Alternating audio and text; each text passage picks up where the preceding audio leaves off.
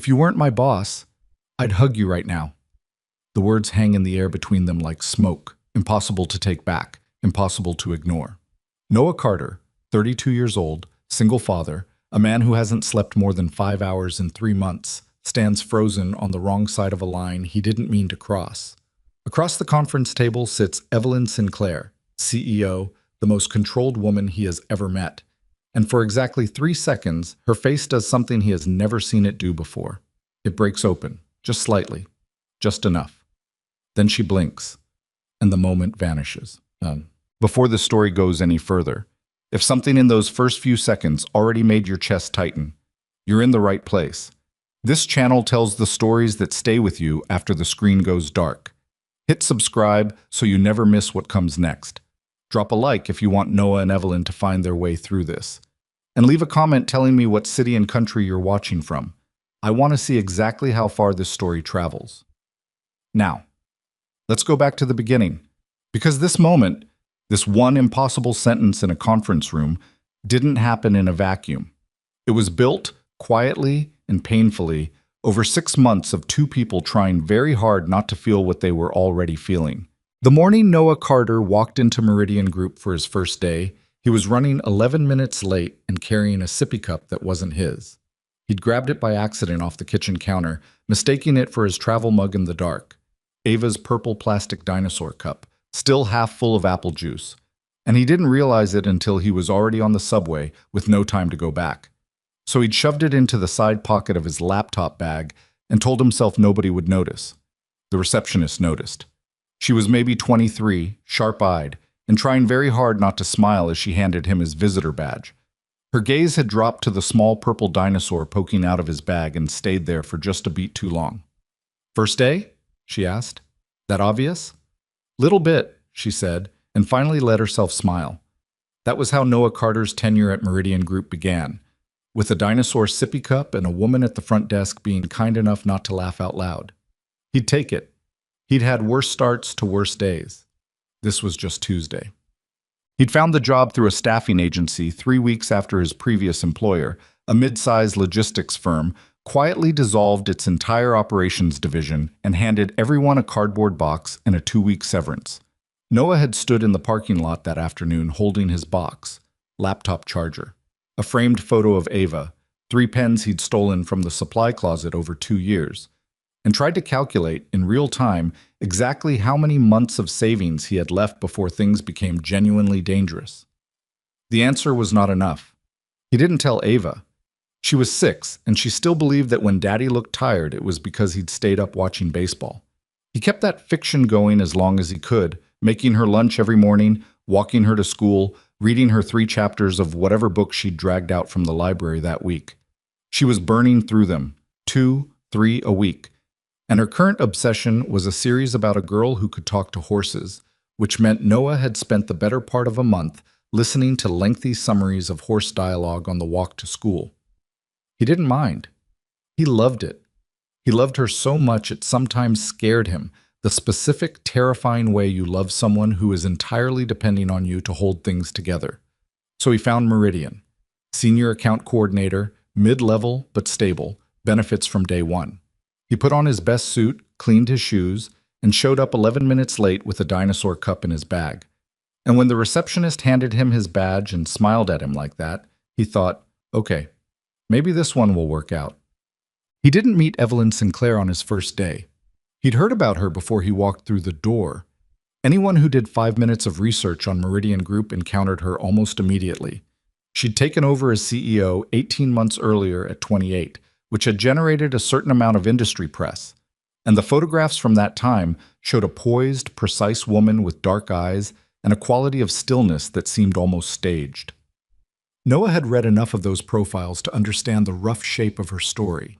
The car accident 4 years ago, the spinal injury, the recovery that people in those articles described with words like remarkable and inspiring, which he'd always found somewhat reductive, as if a person's most meaningful characteristic could be that they survived something terrible. He didn't form strong opinions about people he hadn't met. His ex-wife had accused him of this once, saying he was too willing to suspend judgment, that he gave everyone too much benefit of the doubt. He'd thought about that a lot since she left. He still didn't think she was right.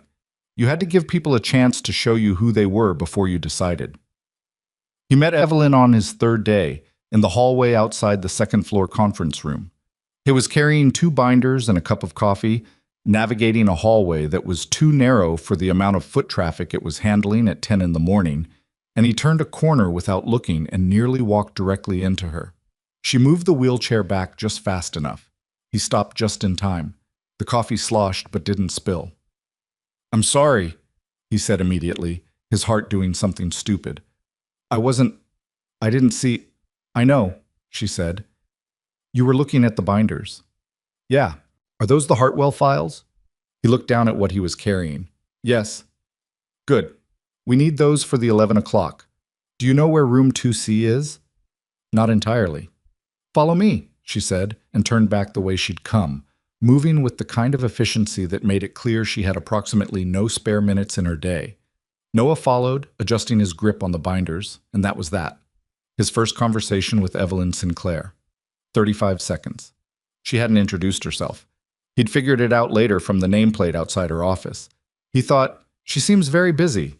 He thought, she didn't make it weird. He didn't think much else about it for the first few weeks. The job itself was harder than he'd expected, and he'd expected it to be hard.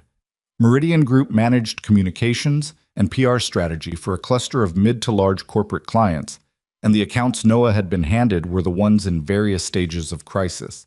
A pharmaceutical company dealing with a product recall, a regional bank whose social media manager had made a catastrophic error in judgment, a retail chain attempting to rebrand after a discrimination lawsuit.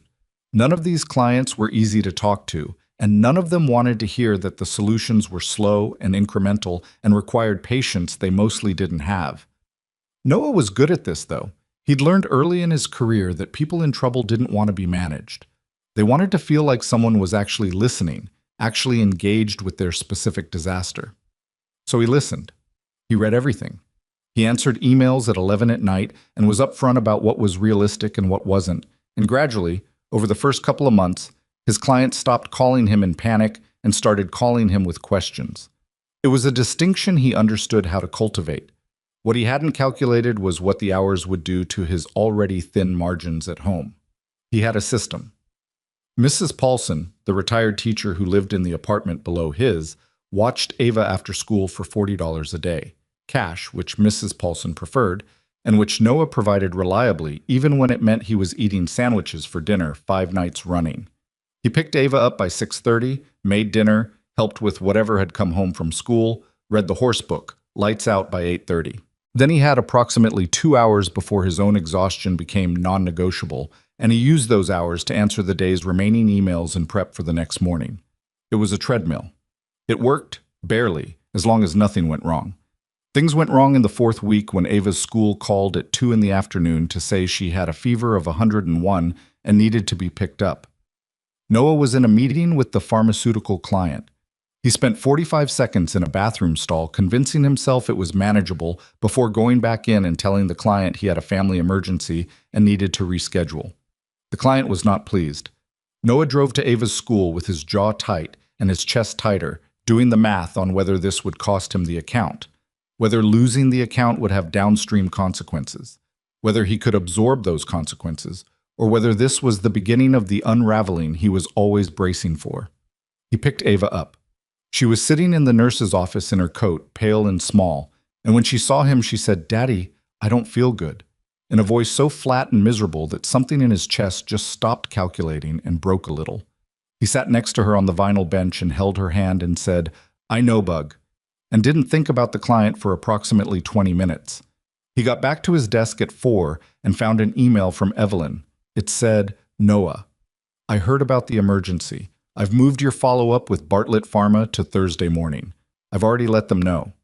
Hope everything is okay." That was all. No commentary, no passive suggestion that family situations should be managed more efficiently. Just, "I moved the meeting. I handled it. Hope it's okay." He sat there for a moment looking at the email. Then he typed, "Thank you. She's okay." Fever broke around 3. Evelyn replied 17 minutes later. "Good. See you tomorrow." He didn't tell anyone about the email. He wasn't sure why. It felt like something private, though he couldn't have explained exactly what made it that way. November became December. The days got short and cold, and Ava developed a phase of refusing to wear her winter hat, which meant every morning started with a negotiation that Noah only sometimes won. He started keeping a spare hat in his coat pocket. Preparedness, he'd found, was the closest thing to peace of mind that was actually available to him. He was learning Meridian's rhythms. He knew which colleagues to avoid before 9, which conference rooms had the broken overhead light that gave everyone a headache, which elevator was perpetually 2 minutes slower than the others. He knew that Evelyn arrived at 7:15 most mornings and was usually in her office with the door closed until 8:30, and that the closed door didn't mean she was unavailable. It meant she was working, and you'd better have an actual reason to knock. He learned that because he needed to knock one morning in December, when the retail chain client called him at 8 and began working themselves toward a decision that Noah was fairly certain would make their situation significantly worse. He needed authorization to make a counteroffer outside his normal scope. He needed it in the next 40 minutes. He knocked. Evelyn said, "Come in." He came in, explained the situation quickly and without the extra commentary that she clearly didn't need, and waited. She asked 3 questions. He answered them. She said, "Do it. I'll send a follow-up to cover you." He was back at his desk in under 4 minutes. She sent the follow-up before he'd finished his coffee. He started to understand something about the way she ran the company. Not loudly, not with a lot of performance, but with a quality of attention that was, he was realizing, genuinely rare. She kept track of things. She noticed things. She responded to problems with a speed that made it clear she was always already thinking several moves ahead. And she didn't make her people feel stupid for bringing her problems, which in Noah's experience was more unusual than it should have been. The first time he came close to saying something true was in January, at 9:20 at night, when the office had emptied out and he was still at his desk because the Hartwell account, his largest, most complicated, most volatile, had spent the day detonating. The client's VP of Communications had sent an unauthorized statement to 3 journalists.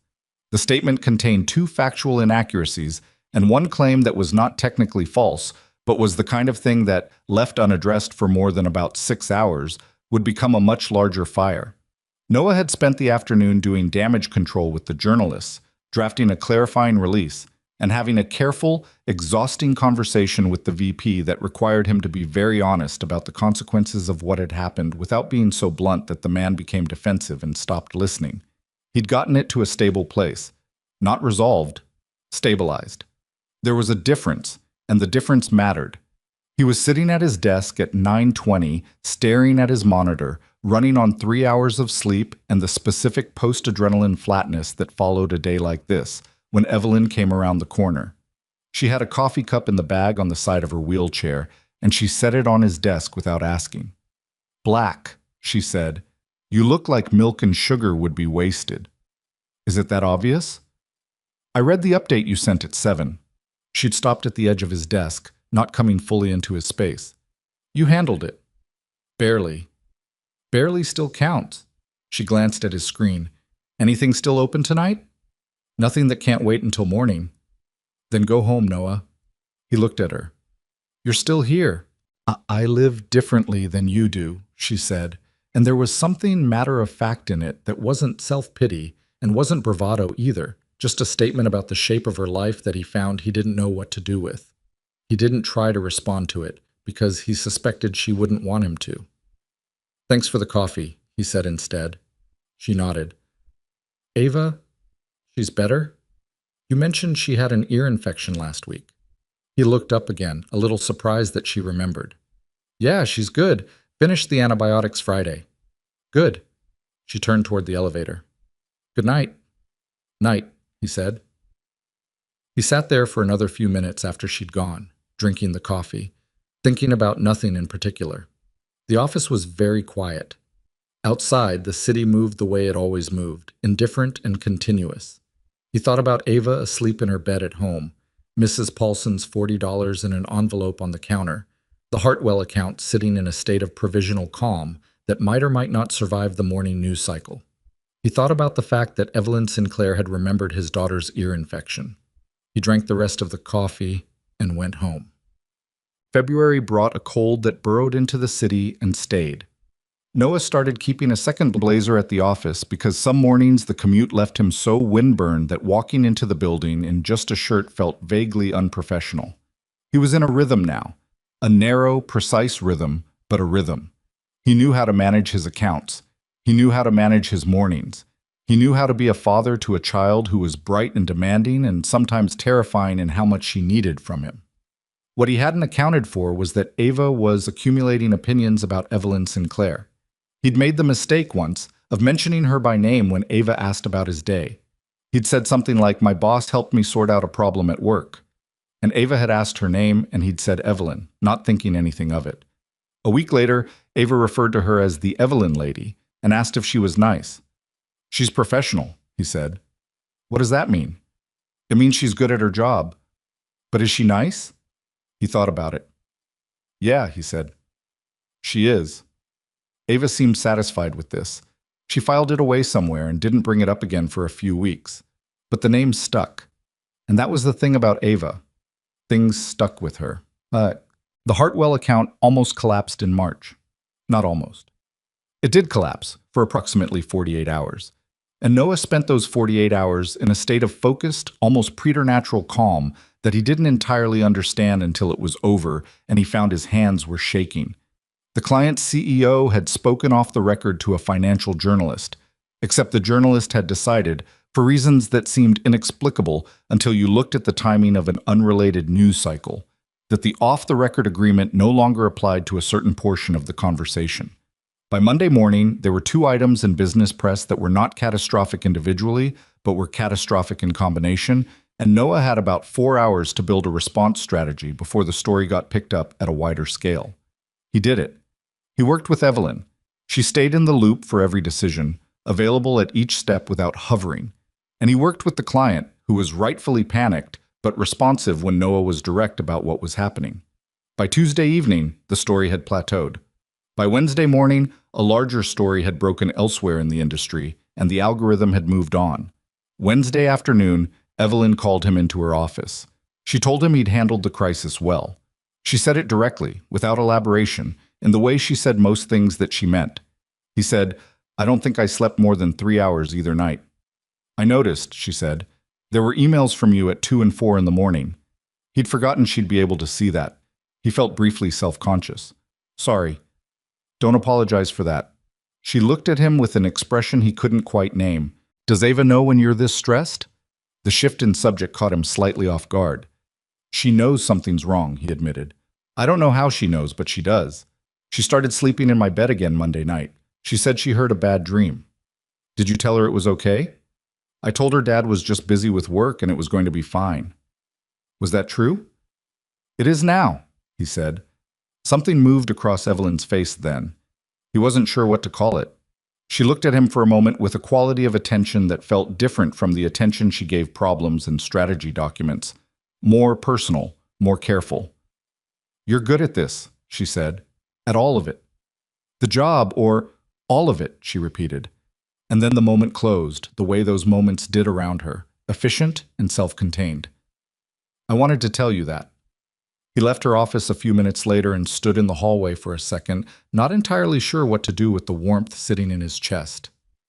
He decided not to examine it too closely. Spring came in uneven, alternating between genuinely warm afternoons and days that were still winter cold and gray. Ava finished her horsebook series and moved on to something about a girl detective, which Noah found easier to track, since at least the summaries had actual plot. He took her to the park on a Saturday when the weather was decent, and they fed bread to pigeons, and she told him at length about something complicated that had happened at school involving a misunderstanding about a birthday invitation. And Noah listened and asked questions and helped her work through it, and by the time they walked home she'd decided the whole thing was resolved and moved on completely. He envied her the ability to do that, to feel something fully and then release it. It wasn't built that way. He held on to things. His wife leaving, for instance, that was 3 years ago, and he still caught himself sometimes at the edge of the thought, turning away from it before it could expand. The practical grief he'd managed, the specific loneliness of being in a marriage that turned out not to be what either of them thought it was, that sat somewhere quieter and more durable in him. He thought about this on the walk home from the park, not entirely sure why it was surfacing now. Ava was holding his hand and singing something she'd learned at school that she'd already forgotten most of the words to, filling in the gaps with sounds that were almost words. He squeezed her hand. She squeezed back without breaking the song. He thought about Evelyn, not for the first time, not in a way he was willing to fully name. And then he stopped thinking about her and bought Ava an ice cream from the cart on the corner, and that was that. The Hartwell contract was up for renewal at the end of May. The client had 3 options on the table, 2 of which were from other firms. Noah had known about this for weeks and said nothing at the office because he had a strategy and he wanted to execute it before anyone started making decisions above his head. He'd spent 3 weeks preparing a renewal pitch that was, he believed, genuinely stronger than anything else the client was being offered. Not more expensive, not more elaborate, just more honest about what Meridian could deliver and what the alternatives probably couldn't. The meeting was the last Thursday of May. He went in with a 16-page document he'd written largely between 10 at night and midnight over the preceding week, and he sat across from 4 executives and pitched for 45 minutes. And when it was over, the lead executive, a woman named Rachel Park, who had spent most of the meeting with her arms crossed, leaned forward and said, "We'll call you by end of day Friday." She called him at 11 Friday morning. They were signing. He walked back into the office carrying what he could only describe as full-body relief, the kind that starts in your legs and works its way up, leaving you slightly lightheaded. He set his bag down at his desk and sat in his chair and exhaled for the first time in 3 weeks. He went to tell Evelyn. She was in the conference room wrapping up another meeting, and she saw his face as he came in, and the last of the other people in the room were still filing out when she looked at him and said, "Well?" "They signed," he said. And he saw it again, the thing that happened to her face sometimes in unguarded moments, the control slipping just slightly, just for a second. She looked at him with something that wasn't professionalism and wasn't just relief about a contract. And the room was still half full of people with their papers and their coffee cups and their coats, and he didn't care about any of them. "If you weren't my boss," he said, "I'd hug you right now." The room went still. Evelyn looked at him. For one long, suspended moment, she looked at him the way she never let herself look at him.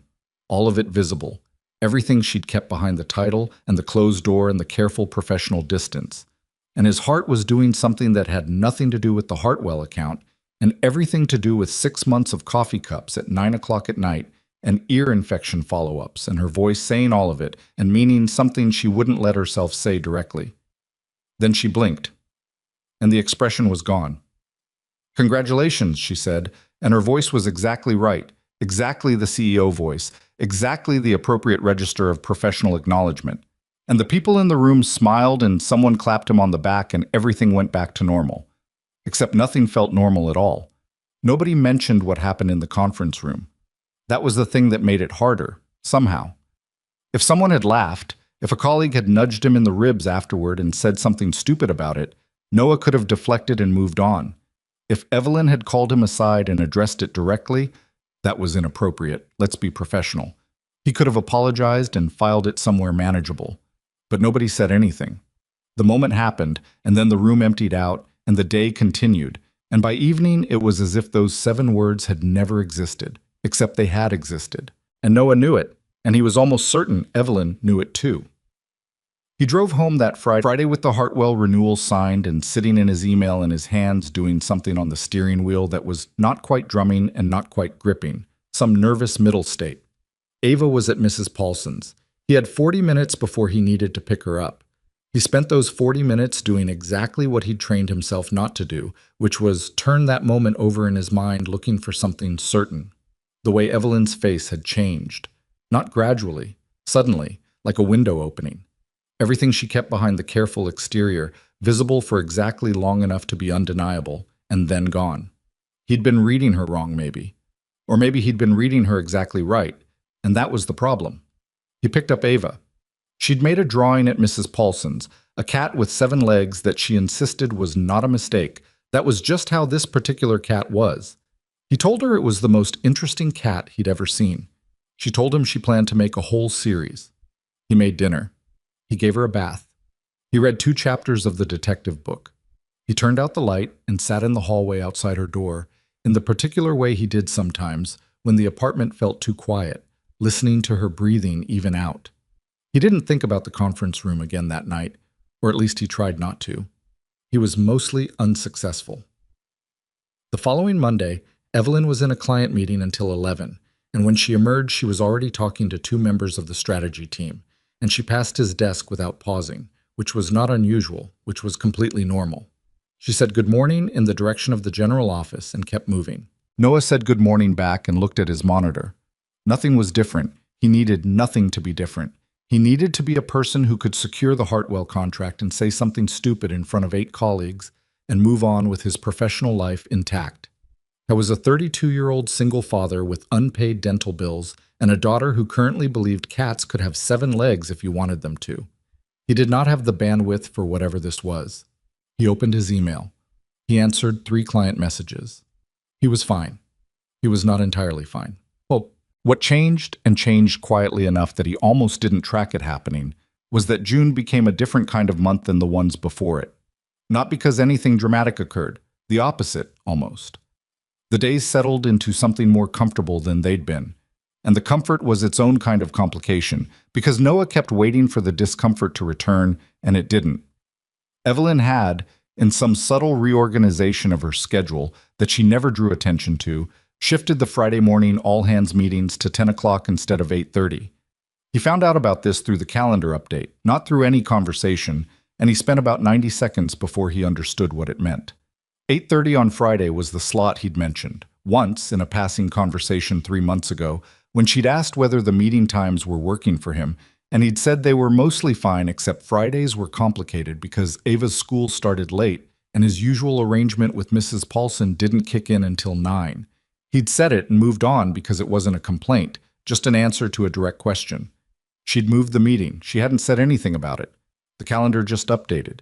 He thought about it more than he should have, and then put it away in the category of things he was choosing not to examine. But other things followed. When he mentioned once, again in passing, that the Hartwell account's next review was the same week Ava's school had a performance. She was playing a flower in a thing about the seasons, a role she was taking extremely seriously. Evelyn had restructured the team's schedule for that week, without explanation, putting the Hartwell prep on Tuesday and Wednesday instead of Thursday. He hadn't asked for this. It was just done. He started to notice that she remembered things, small things. Ava's ear infection, yes, he'd already registered that, but also the name of Ava's teacher, which he'd mentioned once in November. The fact that Noah took his coffee black in the mornings but switched to tea in the afternoon, which he'd never told anyone directly. The fact that his hardest client was not Hartwell, but the pharmaceutical account, even though Hartwell was bigger, because the pharmaceutical company's internal communications team was chronically disorganized, and it created downstream problems that were exhausting to manage. She knew these things. She worked around them when she could, and she did it without making him feel like a project, which was the part he found most difficult to sit with, because that took a specific kind of care that people didn't extend without a reason. He knew what the reason probably was. He wasn't ready to say it, even to himself, but he was aware of it the way you're aware of a sound in another room. Present, undeniable, unaddressed. Evelyn Sinclair did not have a version of her life that included room for this kind of complication. She understood this clearly. She'd understood it before Noah Carter showed up with his dinosaur sippy cup and his quiet, persistent competence, and his daughter, who had somehow become a recurring character in her internal life without her consent. The accident had been 4 years ago. She'd been 26. She'd been, at the time, a strategy director at a larger firm, good at her job, moving along the expected trajectory, with the kind of focused ambition that leaves very little room for other people and an awareness that this was a trade-off she was consciously making. She'd been on her way home from a dinner with clients when the other car ran the light. She didn't remember the impact. She remembered the hospital ceiling and the specific quality of silence in that room, and the moment the doctor explained the spinal cord injury with a patience and precision that told her it was not going to be a temporary situation. The next 2 years were the years she did not talk about in interviews and did not include in the version of her story that she shared publicly. Not because they were shameful, there was nothing shameful in them, but because they belonged to her in a way that professional narratives didn't have the right to access. She'd relearned things, she'd grieved things, she'd made decisions about the shape her life would take, and the terms on which she'd inhabit it. She took the CEO role because she'd earned it, and because she was the right person for it, and because she wanted it. Not as compensation for what she'd lost. Not as proof of anything to anyone, but because running a company was the thing she was genuinely, specifically good at in a way that gave her a functional satisfaction she trusted. What she had not planned for was Noah. She'd seen him on his third day in the hallway, almost running her over with those binders, and she'd clocked the basics quickly. New hire, account team, clearly distracted, coffee in his hand, something slightly tense around his eyes that read as exhaustion rather than incompetence. She'd looked him up in the system that evening out of standard practice. She did this with new hires, especially ones handling major accounts. What she hadn't expected was to find herself looking up again at the end of that first month. Not because of his work, though his work was genuinely good. Because of the way he talked about Ava. He didn't do it often. He was professionally appropriate about it. But when it came up without the self-consciousness that single parents in corporate environments often developed, the preemptive apology for having a child. He mentioned his daughter the way someone mentions a fact about the world. Here is a person who exists. Here is something she said. Here is the situation I am navigating. No performance of guilt. No overcorrection into privacy either. She found it unusual, in a way she did not fully analyze until much later. She moved the Friday meeting. She knew exactly what she was doing and why, and she also knew it sat in a gray area that she was choosing not to look at directly. It was a small accommodation. It was not unusual for a CEO to consider scheduling impacts on her team members' personal situations. She told herself this was true. It was true. It was not the whole truth. The first time Ava came to the office was an accident, in the way that several significant things in Noah's life had been accidents. There was a half day at school in July. Some administrative thing he'd put in his calendar correctly and then forgotten to cross-reference with his Meridian schedule, which meant he arrived at Meridian at 1 in the afternoon with Ava in tow, her backpack still on, an expression of deep interest on her face as the elevator opened onto the second floor. "Whoa," she said. "This is where you work?" "This is where I work." "It's big. It's medium." She looked at him with the expression she used when she believed he was technically correct but missing the point. He'd seen this expression before. It was disturbingly similar to one of his own. He'd intended to set her up at his desk with her library book and his spare headphones and work for 2 hours until Mrs. Paulson could take her. This was the plan. Ava had a different plan, which did not become clear until she saw Evelyn.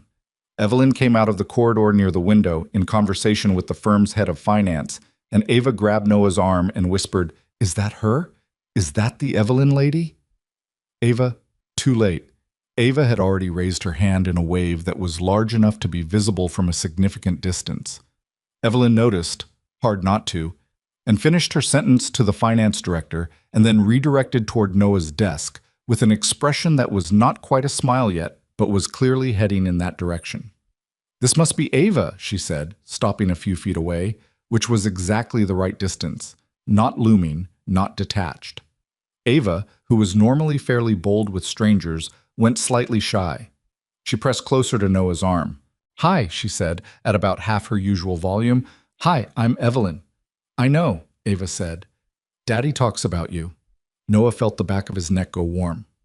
"I mention work," he said. "You said she helps you." "I said my boss helps me manage the schedule." Evelyn looked at him with an expression that was entirely neutral and absolutely, thoroughly amused. "Did he?" she said to Ava. "He said you're professional," Ava said solemnly, "and nice." "That's kind of him." "He said nice second," Ava said, apparently feeling this was an important clarification. Evelyn laughed. Not a polished laugh, a real one, short and caught off guard. And it changed her face in a way Noah wasn't prepared for. It made her look younger, less constructed. She looked at Ava with what he could only describe as actual delight. "Do you want to see the conference room with the big windows?" Evelyn asked. Ava looked at Noah for permission. He said yes before he'd fully decided to, and Ava climbed off her chair immediately, and they went to the conference room, the three of them. And Ava stood at the window and looked out at the city and listed every vehicle she could identify on the street below, with the intense methodical energy of a person conducting official research. Evelyn answered her questions seriously, which was the thing that lodged somewhere in Noah's chest and didn't move. not with the slight condescension of adults who think they're being charming when they talk to children. Seriously, as if Ava's questions deserved serious answers, which they did. They were in there for 20 minutes. When they came back out, Ava told Noah she'd decided the big windows were the best part of the office. Better than the coffee machine? Noah asked. You can see things from windows, Ava said. Coffee is just coffee. Evelyn looked at Noah over the top of Ava's head. Something passed between them, small, unspoken, warm. And then they were back to normal. Ava retrieving her book, Noah at his desk, Evelyn returning to her office. But he noticed, at 4 o'clock, that Evelyn had sent a brief email that simply said, "She's great, Noah." 2 words, a period. He didn't respond until the next morning. He typed, "Yeah, she is." Well, July passed. August arrived hot and slow. The city smelled like asphalt, and someone on his block was growing basil on their fire escape, and he could smell it from the street when the wind was right. Ava started drawing Evelyn. He discovered this without warning on a Wednesday evening when he was flipping through her sketchbook. She'd asked him to find a specific horse she'd drawn 3 weeks ago, and turned a page to find a careful crayon drawing of a woman with dark hair sitting in what was clearly meant to be a wheelchair, though Ava's representation of it was more suggestive than literal. The woman was smiling. There was a window behind her with a city visible in it. He sat with the sketchbook open on his lap for a moment. "Who's this?" he asked, though he knew. Ava looked up from the floor. "Evelyn," she said, as if this were obvious. "When did you draw this?" "Last week. I'm doing a series." He didn't say anything. He found the horse she'd been looking for and handed the sketchbook back. He thought, a series. He thought, this is already complicated. He thought, I don't know how to stop it. The first time Evelyn came to their apartment was in late August, and it was not planned as a significant occasion. Noah had mentioned, in a work conversation, in a context that made sense, that Ava had been asking about the logistics of wheelchair use for reasons he suspected were related to the drawing series. And Evelyn, who was sometimes so direct about things that it bypassed Noah's social processing entirely, had said, "She can ask me."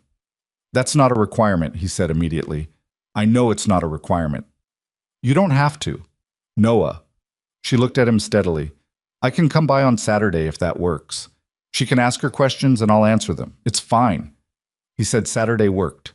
She came on Saturday at 11. Ava met her at the door with a drawn series that was now apparently 7 drawings deep and a focused line of questioning that lasted 45 minutes and included topics like how far the wheelchair could go on one charge, what happened if it rained, and whether Evelyn could feel it if someone pushed the chair from behind, which was a question that surprised Evelyn slightly before she answered it clearly and honestly. Made lunch. Something not impressive. Sandwiches, grapes, the good chips. He watched Evelyn on the living room floor with Ava, both of them going through the drawing series, Evelyn making specific comments about each one, and he felt something he was running out of ways to name.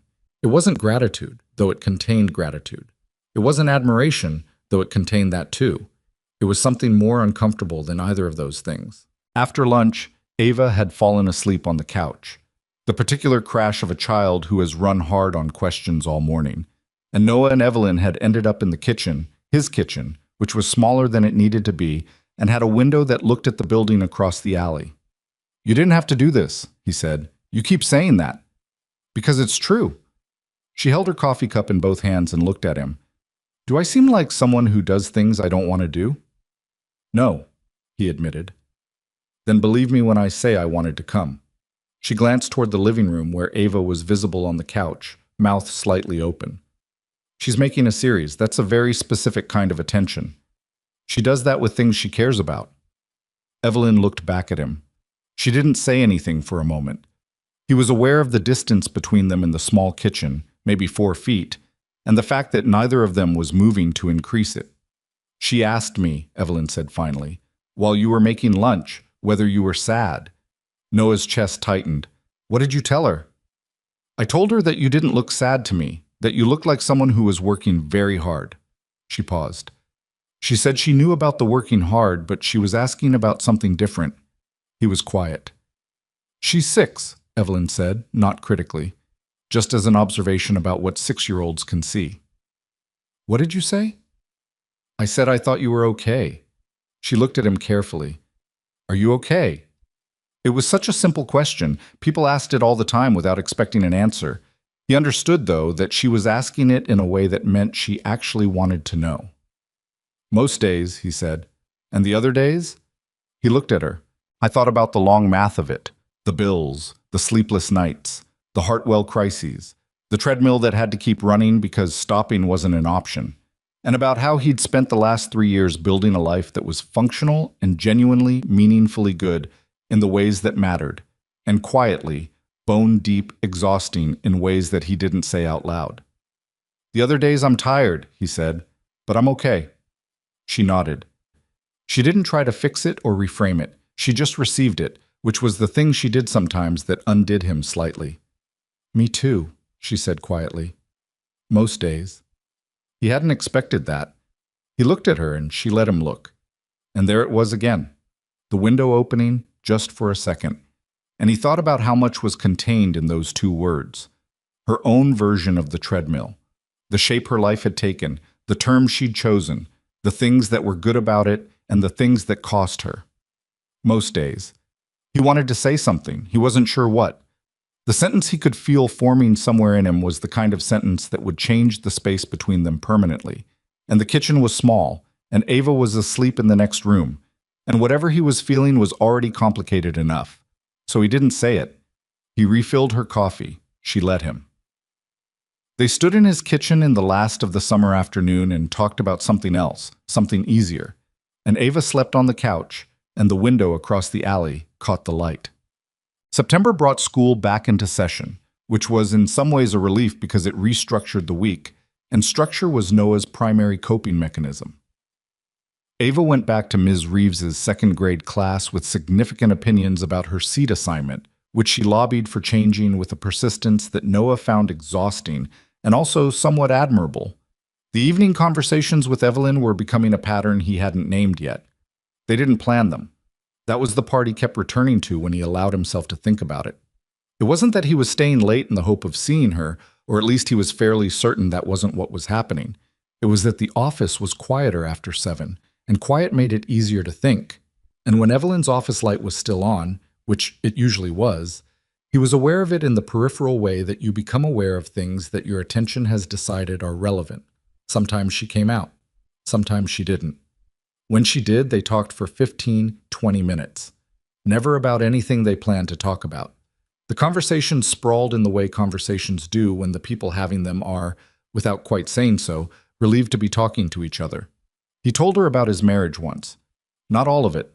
Not the shape of what had gone wrong, not the specific grief of watching something you'd believed in simply stop being what you thought it was, but the broad outline. He and Claire had married young, too young probably, both of them operating on blueprints that didn't quite match the people they were actually becoming. She'd left when Ava was 3. She sent cards at birthdays and Christmas. Ava accepted this with a matter-of-factness that he wasn't sure was healthy and hadn't figured out how to address. "Does Ava ask about her?" Evelyn said. "Sometimes. Less now than she used to." He looked at his coffee. "She asked me once if moms could just not want to be moms. I didn't know what to say." "What did you say?" "I said that some people weren't ready for something even when they thought they were, and it didn't mean anything about Ava." He paused. "I don't know if that was the right answer." "I don't think there's a right answer to that question." "No." He looked up.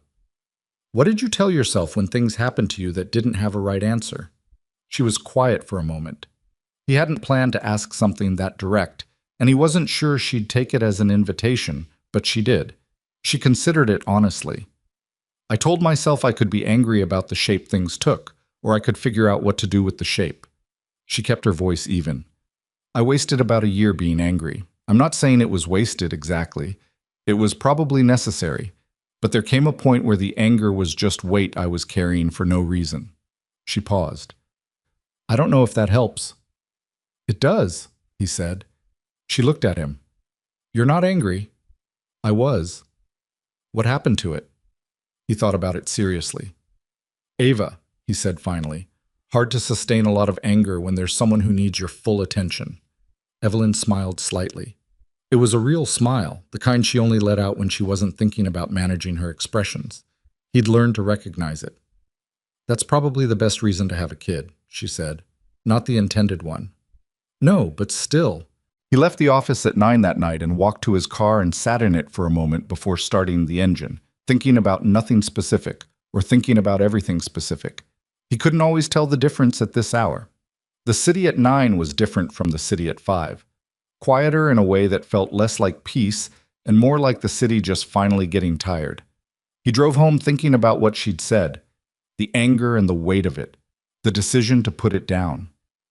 He thought about her face in the quiet of her office, the particular quality she had when she wasn't being a CEO, when it was just her in a conversation that was only for the two of them. He thought, I am in serious trouble. He thought, I have been in serious trouble for a while. He thought, I don't know what to do about it.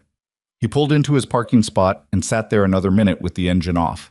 Then he went upstairs and checked on Ava, still asleep, face turned toward the wall, and brushed his teeth and got into bed and stared at the ceiling for a while in the dark.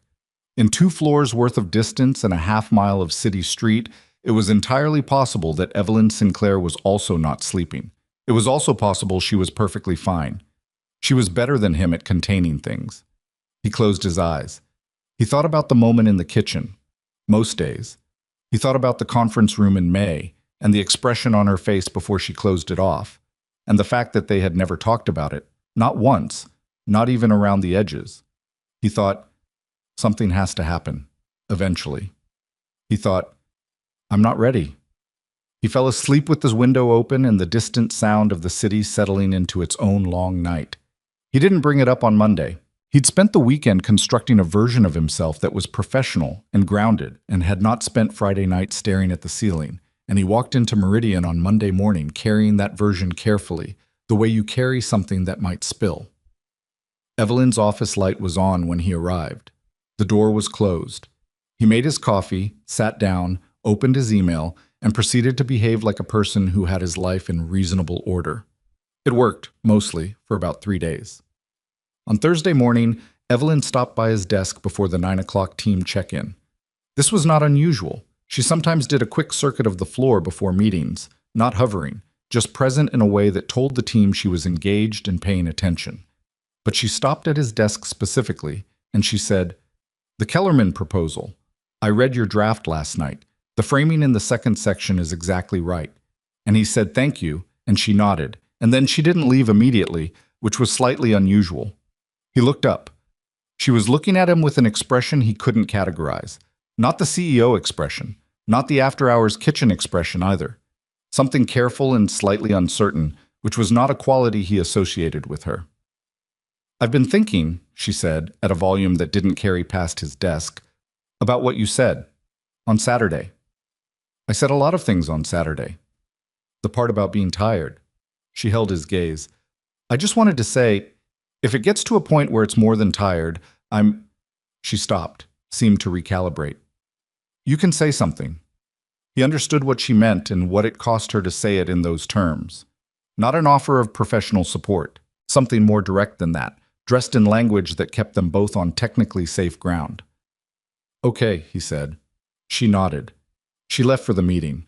He sat there for a moment, aware of his own heartbeat, in a way that was inconvenient at 8:55 on a Thursday morning. He told himself, do not complicate this. He told himself, you have a 6-year-old and an apartment and a job you need, and this woman is your CEO. He told himself all the reasonable things. His heartbeat did not particularly care. October at Meridian was proposal season, which meant 12-hour days for most of the account team, and a particular kind of low-grade constant pressure that Noah had come to recognize as the occupational atmosphere of the whole month. He ran on black coffee and the knowledge that November would be slower. He picked Ava up later than usual on the hard days and felt the specific guilt of watching her half asleep in Mrs. Paulson's armchair, already in her pajamas. I'm sorry it's late, he'd say. Mrs. Paulson, who had seen enough in 71 years to be unimpressed by parental guilt, would say, she had dinner and a bath and a chapter of her book, and she's fine, Noah. He knew Ava was fine. He also knew that fine was not the same as what he wanted for her, and the gap between the two was a thing he carried quietly. Ava, for her part, was developing what he could only call a campaign. It started with the drawings, which had expanded beyond the sketchbook into larger paper that she'd taped to the refrigerator. The series now included a drawing of the three of them at the park, which they had not actually been to together, making it more aspiration than documentation. He looked at it one evening while reheating soup and felt something in his chest do a complicated thing. Then she started asking direct questions. "Do you like Evelyn?" she asked one night at dinner, in the conversational tone she used when she was trying to make something sound casual that was not casual. "She's my boss, Ava." "I know, but do you like her?" "I like working with her." Ava considered this response with visible skepticism. She was 6, but she had inherited whatever quality in him made him see through deflection, which he was beginning to find inconvenient. "She talks about you," Ava said. He set down his fork. "When?" "When she came over. When you were in the kitchen, she said you were one of the hardest workers she knew." Ava delivered this with the satisfaction of someone producing evidence. She said it like it mattered, not like a boss thing. He didn't know what to say to that. He wasn't going to take relationship cues from a 6-year-old, but the accuracy of Ava's social perception had a way of landing in his chest before his brain could intercept it. "Eat your pasta," he said. Ava ate her pasta. She looked at him across the table with the patient expression of someone who believes time is on her side. The evening that changed things fell in the second week of October, a Wednesday, the kind of unremarkable midweek night that doesn't announce itself as significant until you're past it. Noah had stayed late to finish a proposal addendum. The floor was empty by 7:30. He was on his second tea, the good one from the kitchen cabinet that someone had bought for the office, and that nobody seemed to claim ownership of, working through a financial section that required more concentration than he currently had available. He heard Evelyn's office door open at 8:15. She came out into the main floor, which was not her usual pattern at this hour. Usually she left from her office directly, or came to get water, or passed through briefly. Tonight she came and sat in the chair across from his desk, the one clients used when they came in, and she didn't bring anything with her. No coffee, no tablet. She just sat. He looked up. "I'm interrupting," she said. "You're the CEO." "That's not an answer." "No," he said. "You're not interrupting." He pushed the proposal to the side of his monitor. "What's wrong?" She was quiet for a moment. He noticed that she was holding the armrest of her chair in a way that was slightly too deliberate, the way you hold something when you're making sure your hands are still. "I got a call today," she said, "from an executive at Voss Capital. They're putting together a new firm, and they've been talking to a few people they want on the leadership team." She paused. "They want me as CEO." He took a breath. Is that good or bad?" "It's a significant offer." "Evelyn." She looked at him. "Both," she said. "It's both." He waited. "It would mean leaving Meridian." She said this evenly. "Which I built into what it is, which matters to me. And it would mean—" She stopped. Whatever she'd been about to say, she redirected. "It's a complicated decision." He understood what she had stopped herself from saying. He understood it because he felt the specific weight of what was in the gap where those words would have been, and he didn't know what to do with that weight except sit with it. "Do you want to go?" he asked. "I don't know." She looked at the window. "I've been in this office for 6 years, first as strategy director, then as CEO. I know everything about this place. I know how the heat comes on too late in winter and how the third-floor printer jams if you don't let it warm up. I know my team." She paused. "I know what I'd be leaving." She wasn't only talking about the printer and the heating system. He understood that. "What would you be gaining?" he asked. "Scope," she said. "The new firm is larger. The work is more complex. There's a strong board." She looked back at him. "All the rational reasons." "But?" She held his gaze for a moment longer than was comfortable, or longer than they usually permitted, which amounted to the same thing. "I'm still thinking," she said. The conversation moved from there. She asked about the proposal he was working on, and they spent 20 minutes talking through the financial section she'd been involved with from the design stage. And it felt like the conversation they were actually having was running underneath the professional one, like a current beneath river water, present and directional and not visible on the surface. She left at 9. She said goodnight and he said goodnight, and she went back through the glass doors and he sat at his desk for 5 minutes, doing nothing useful, just feeling the shape of the evening settling around him. She hadn't taken the call to talk through a business decision. He was almost certain of that. He also wasn't sure what she had taken the call for, or what it meant that she'd chosen him as the person to sit across from while she figured it out. He was afraid that he did know what it meant, and that knowing it was not going to make anything easier. She didn't mention the Voss Capital offer again. 2 weeks passed. He assumed she'd made a decision he wasn't going to be told about, which was her right and none of his business. And he worked on his proposals and picked up Ava and survived October and told himself things were fine. Then she knocked on his car window on a Thursday evening in the parking structure. He'd been sitting in the car after a long day, too tired to immediately drive, doing the thing he sometimes did where he just sat in the silence of the car for 3 minutes before starting the engine because it was the only 3 minutes of the day that were genuinely his. He heard the knock and startled, and when he turned, he found Evelyn outside the window, her chair alongside the driver's door, a slightly apologetic look on her face. He opened the door, which in the narrow space of the structure was something of an operation. "Sorry," she said. "I saw your car and—" She stopped. "I wanted to say something." "Okay." She looked at him.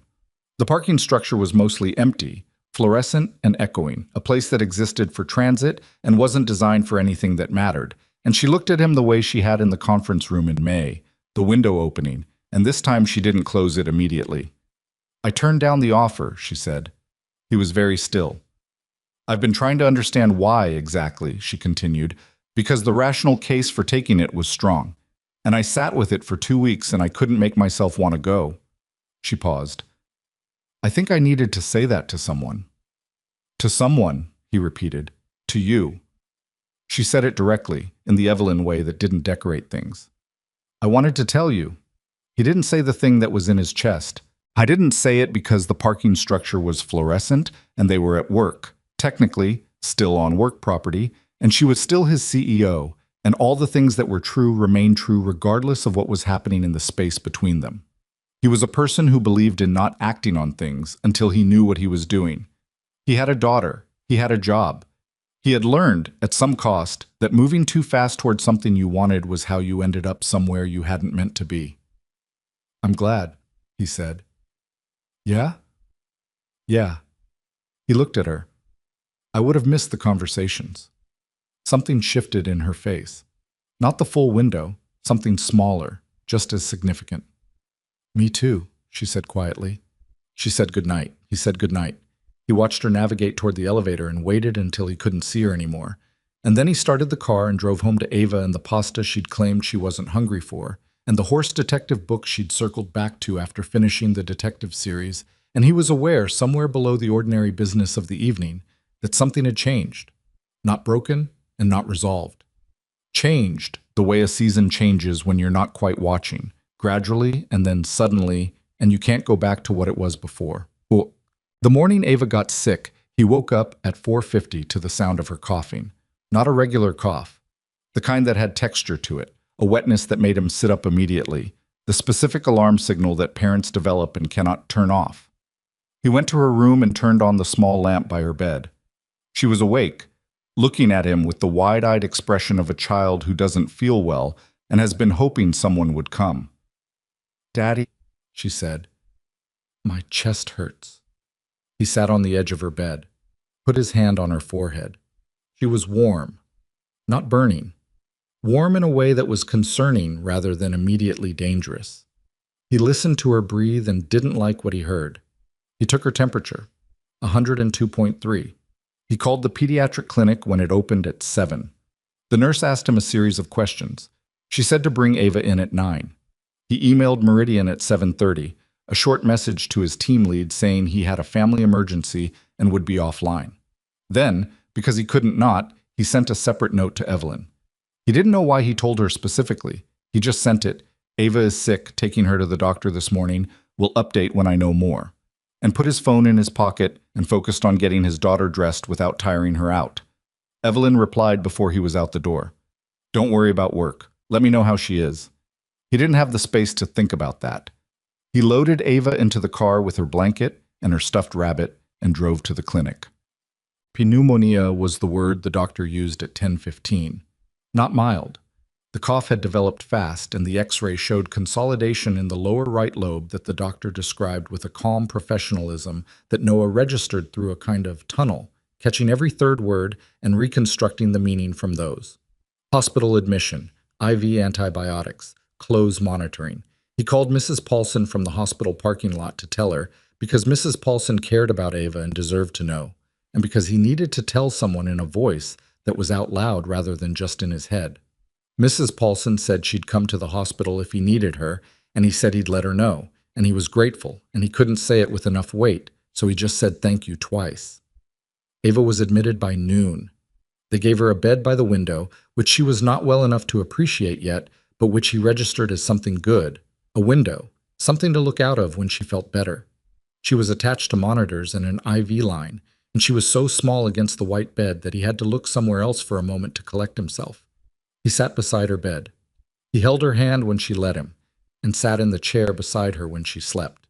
He answered her questions when she had them. What's the drip doing? Does it have to beep? Can we watch something?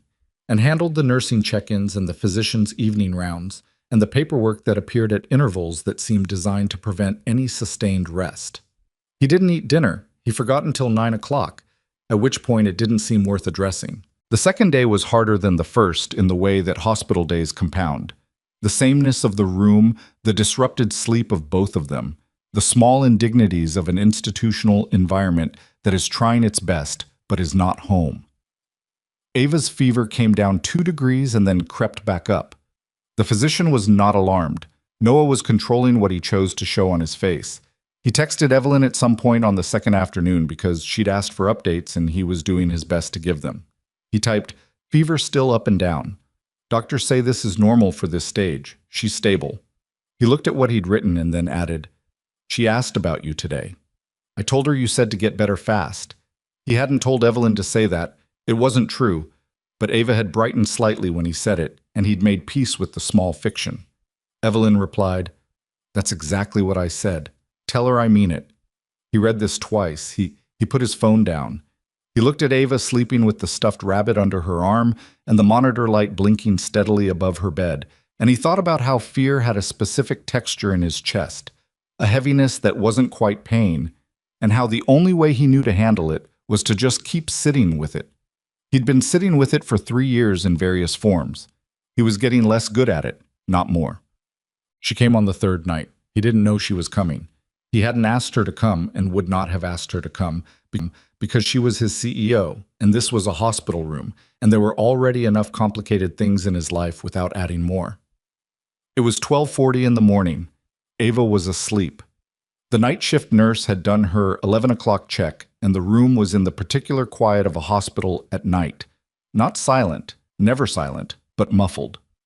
Noah was in the chair beside the bed with a cup of terrible vending machine coffee he'd gotten at 11 and not finished, awake in the flat way of someone who has stopped expecting to sleep. He heard the soft sound in the hallway and looked up, and Evelyn came through the doorway. She had a bag on the side of her chair, and she was wearing a coat he'd never seen before, dark gray, practical. She looked at him and then at Ava, and she didn't say anything for a moment. She maneuvered through the narrow hospital room door, which she did without asking for help, and without making it seem like an inconvenience she was managing, just a thing she was doing, and came to the space beside him.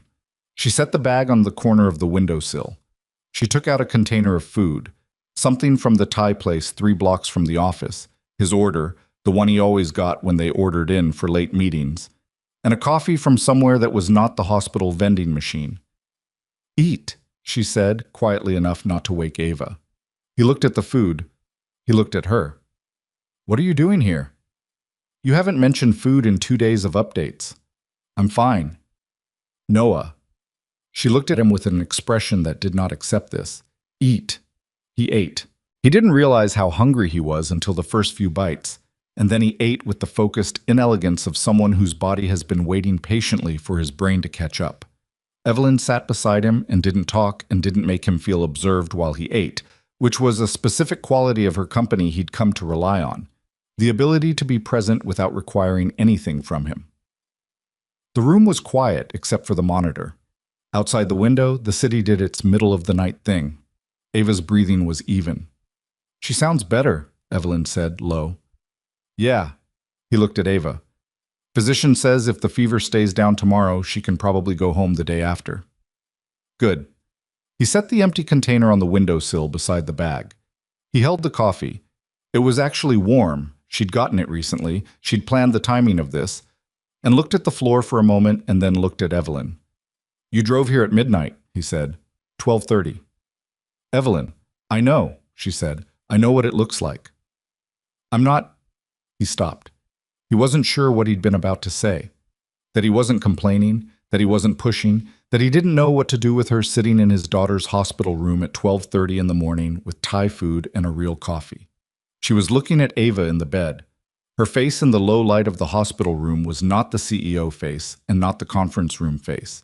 It was something quieter and more undefended. She's okay, Evelyn said, still low. She's going to be okay. I know, he said. You've been sitting here for 3 days telling yourself that and not entirely believing it. He didn't answer. He looked at Ava's face, mouth slightly open, rabbit tucked under her arm, the steady blink of the monitor. Yeah, he said. I know. They sat in silence. It was not uncomfortable. It was the kind of silence that exists between people who have enough between them that silence doesn't need to be filled, and Noah was aware, in the quiet of that room, of how specifically this felt. Not like being alone with someone, but like being with someone. The distinction was not small. An hour passed. Maybe more. He lost track of time in the way that hospital nights erase time, and at some point Ava stirred and he moved his chair closer, and she opened her eyes and looked at him, and then looked past him. Miss Evelyn, she said, foggy with sleep and medication, in a voice that was rough from the cough, but recognizable. You came. I came, Evelyn said simply. Ava looked at her for a moment with the slow consideration of a child who is very tired and filtering everything through exhaustion. Then she looked at Noah. Are you Daddy's girlfriend? She asked. The question arrived the way Ava's questions always arrived, without warning, perfectly aimed, and with the absolute confidence of someone who does not yet know that some questions are supposed to stay unasked. Noah felt the air in the room change. He looked at Evelyn. Evelyn looked at him. Neither of them looked at Ava, who had already closed her eyes again, apparently satisfied with having detonated the question and unbothered about the answer. He didn't say no. He didn't say yes. He sat there in the hospital chair with the coffee warm in his hands and something cracking open quietly in his chest. And across the bed, Evelyn was very still, and the monitor blinked, and the city moved outside the window, and neither of them said a single word. The call from HR came the following morning. Not to Noah first, to Evelyn. He found this out afterward, reconstructing the sequence from what Evelyn told him later, that Sandra Marsh, the head of human resources, had phoned Evelyn's mobile at 8:20 and said, in language that was professionally careful and contained no specific accusation, that there had been a formal inquiry filed by a member of the firm's staff regarding a potential policy concern involving a senior leader and an employee under her direct supervision. Evelyn called Noah at 9:15. He was still at the hospital, at the window, watching the morning arrive in the street below while Ava slept behind him. There's something you need to know, she said. He heard it in her voice before she said anything else. Not panic. Evelyn didn't panic, but something constrained, something she was holding carefully. He turned away from the window and looked at nothing in particular while she explained. Someone had reported her. He didn't know who, not yet. He learned the details in stages over the following hours. The hospital visit, captured on someone's phone, or mentioned to someone who mentioned it to someone else. The schedule accommodations, the coffee she'd brought to his desk, the afternoon his daughter had spent in the office. Individually, any one of those things could be explained. Together, in a formal inquiry, they formed a picture that HR was now obligated to examine.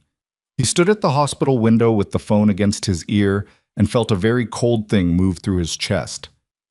How serious is this? He asked. It's a formal inquiry, she said. That means it has a process. Evelyn, how serious? A pause. It depends on how the process goes. He understood what she meant. Depending on how the process went, it could damage her. The CEO, whose position depended on the board's confidence, found to have engaged in what the inquiry would characterize as preferential treatment of an employee. He understood that the inquiry would not be interested in what was actually true about those late nights and the parking structure conversation and a hospital visit at 12:30 in the morning. It would be interested in what the pattern looked like. The pattern looked like exactly what it was. "I need to come in," he said. "You should stay with Ava. She's stable. She's sleeping. I need to come in, Evelyn." Another pause. "HR wants to speak with both of us. Tomorrow morning." "I'll be there," he said. He put the phone in his pocket. He turned back to the room and looked at his daughter, who was asleep with the rabbit tucked under her arm and the monitor blinking steady above her bed. And he thought about what she'd asked in the gray hours of the night. "Are you Daddy's girlfriend?" Neither of them had answered. He still didn't know what the answer was.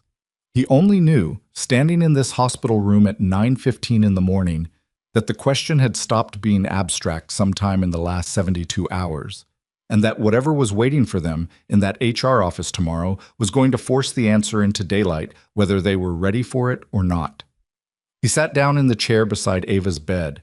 He held her hand and he looked at the window, and he waited for the morning to keep moving. Ava came home the next morning. The physician signed the discharge paperwork at 9, ran through the follow-up instructions with the careful patience of someone who had given the same instructions many times, and understood that parents in this state retained about 40% of what was said. Noah listened and nodded and wrote the important parts on the back of a receipt he found in his jacket pocket. Oral antibiotics, 10 days. Rest. No school for a week minimum. Watch for the fever returning above 101. He buckled Ava into the back seat with her rabbit and her hospital bracelet, which she wanted to keep, and drove home through a Tuesday morning that was gray and damp and indifferent to everyone in it. Ava fell asleep before they reached the expressway. He drove with the radio off and the heat on low and tried not to think about what was waiting for him tomorrow. Mrs. Paulson came over at noon to sit with Ava while Noah went into the office for the afternoon. He hadn't told Mrs. Paulson about HR. He'd said he had meetings he couldn't move. Mrs. Paulson had looked at him with the particular perception of a woman who had raised 4 children and did not miss much, but she didn't ask, and he was grateful. He went to the office and he sat at his desk, and he did not do especially productive work. He answered emails. He looked at the door to Evelyn's office, which was closed, and stayed at his desk. At 4 o'clock, the door opened. Evelyn came out heading toward the kitchen, and when she passed his desk, she slowed slightly. She didn't stop. She said quietly and without looking directly at him, "She's home?" "She's home," he said. "Sleeping." Evelyn nodded once and kept moving. That was all. But he understood it, the whole shape of it, what it meant that her first question was about Ava and not about tomorrow. And he sat with that understanding for the rest of the afternoon. The HR office was on the 4th floor, in a corner that got good morning light that the rest of the building didn't, which seemed like a design choice that someone had thought would be calming, and which Noah found, walking in at 9 the next morning, mostly just ironic. Sandra Marsh was in her mid-50s, precise without being cold, the kind of person who had spent enough years in HR to have genuine compassion for every person who came through her door, and also a clear-eyed understanding that compassion and process were separate things that had to be handled separately. She had a yellow legal pad and 2 pens, and a glass of water that she didn't touch. Evelyn was already there when Noah arrived. She was at the table, her posture, the CEO posture, composed and direct. Noah sat down across from Sandra. Evelyn was to his left. The room was small enough that he was aware of the distance between them as a specific, measured thing. Sandra explained the inquiry process in a tone that was professional, without being intimidating. A formal concern had been filed. The concern alleged that Evelyn, in her capacity as Noah's direct supervisor, had extended a pattern of preferential treatment that went beyond the scope of professional conduct and suggested a personal relationship that created an unequal dynamic in the workplace. The firm's policy on supervisory relationships was clear. A direct reporting relationship between individuals engaged in a personal relationship was a structural conflict requiring intervention. The inquiry was not a verdict. It was a process. Noah listened. He kept his hands flat on the table and his face even. Sandra asked Evelyn to respond to the specific items: the schedule modifications, the remote work approvals, the hospital visit. Evelyn answered each one without deflecting. The schedule modifications were documented and within her discretionary authority as CEO. The remote work approvals were consistent with what she extended to other team members in comparable situations. She named 2 other employees and their situations specifically. The hospital visit was a personal choice she made as an individual and not in her capacity as Noah's supervisor. She was precise. She was honest. She did not attempt to make the hospital visit sound like something it wasn't. Sandra made notes. She asked Noah to speak to his understanding of the accommodations he'd received and whether he believed they had come with any implicit expectations regarding his performance or conduct. No, Noah said. Never. Did you feel that the accommodations created a professional obligation to Ms. Sinclair beyond your standard employment responsibilities? No. Were you aware of any personal dimension to Ms. Sinclair's interest in your situation at the time the accommodations were made? He thought about this one. He thought about the Friday meeting time, and the email about Ava's ear infection, and the coffee at 9:20 at night, and all the slow accumulation of things that had happened between then and the hospital room. I understood that she was a thorough manager, he said. I became aware that it was something more than that over time, not immediately. Sandra looked at him. And when you became aware of that, did you take any steps to address it through official channels? No, he said. Why not? He held Sandra's gaze and said the true thing, because there wasn't a point in anything else. Because I didn't want to. Silence. Sandra wrote something on her pad. She asked a few more questions, clarifying, procedural, and then she said she needed to step out briefly and would be back. The door clicked shut behind her. Noah looked at the table. Evelyn looked at the window. You didn't have to say that, she said. It was true. I know it was true. I'm saying you didn't have to say it here. Sandra's been doing this job for 20 years, he said. She would have known I was lying. Evelyn was quiet for a moment. The board is going to be notified. I know. This is going to affect my position. I know that too. He looked at her. I'm sorry. She turned to look at him, and there was something sharp in it. Don't apologize for this. Evelyn, don't. Her voice was controlled and also, underneath the control, something rawer than he'd heard from her before. This is not something you did to me. Don't make it that. He didn't say anything. She looked at the window again, and he watched the side of her face. The specific tension in her jaw, the way she was holding herself together by the particular method she'd developed over years of holding herself together in rooms where coming apart was not an option. I should have handled it differently, she said. From the beginning. I knew what I was doing and I kept doing it anyway, and now you're sitting in this room. I'm sitting in this room because I wanted to be here, he said, in all the versions of this situation. She didn't respond. The words sat between them. He hadn't planned to say them, and he wasn't sorry he had. Sandra came back. She sat down and told them that given the nature of the relationship and the specific reporting structure, the firm's policy required a structural separation. Evelyn would need to be removed from Noah's direct supervisory chain. Given Evelyn's position as CEO, the practical options were limited. She could take a formal leave while the account team structure was reorganized, or she could voluntarily recuse herself from any involvement in Noah's accounts and evaluations pending a board review. A third option, and Sandra said this carefully, without editorializing, was that one of the parties involved could remove themselves from the situation voluntarily. The room was quiet for a moment. Then Evelyn said, I'll step down from direct supervision of Noah's accounts, effective immediately. I'll recuse myself from his performance evaluations and any budgetary decisions affecting his position, and I'll document that recusal formally. Sandra looked at her. That would require board approval of the interim structure. I'll speak to the board this afternoon. Evelyn's voice was even. I'll take full responsibility for the situation in that conversation. Ms. Sinclair, Sandra paused. I want to be clear. The inquiry doesn't require you to accept fault. It requires a structural solution. I understand that, Evelyn said. This is my choice. Sandra nodded slowly. She wrote something. She said she'd prepare the interim documentation and that both of them should plan to be available for follow-up questions. She thanked them for coming in. She said she was sorry for the difficulty of the situation, and she sounded like she meant it.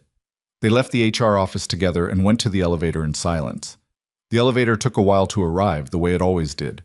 They stood in the hallway with a professional 2 feet between them and waited. You didn't have to do that, Noah said. Don't, she said. Accept full responsibility in front of the board. Noah. She looked at him directly. I am fully responsible. That's not a performance. I made choices knowing what they were. The elevator opened. They got in. The doors closed. What does this do to you with the board? He asked. I don't know yet. But it could be significant. Yes. He looked at the numbers above the door. 2nd floor, 3rd floor. This is because of me. This is because of both of us. She said it without softening it and without any blame in it either.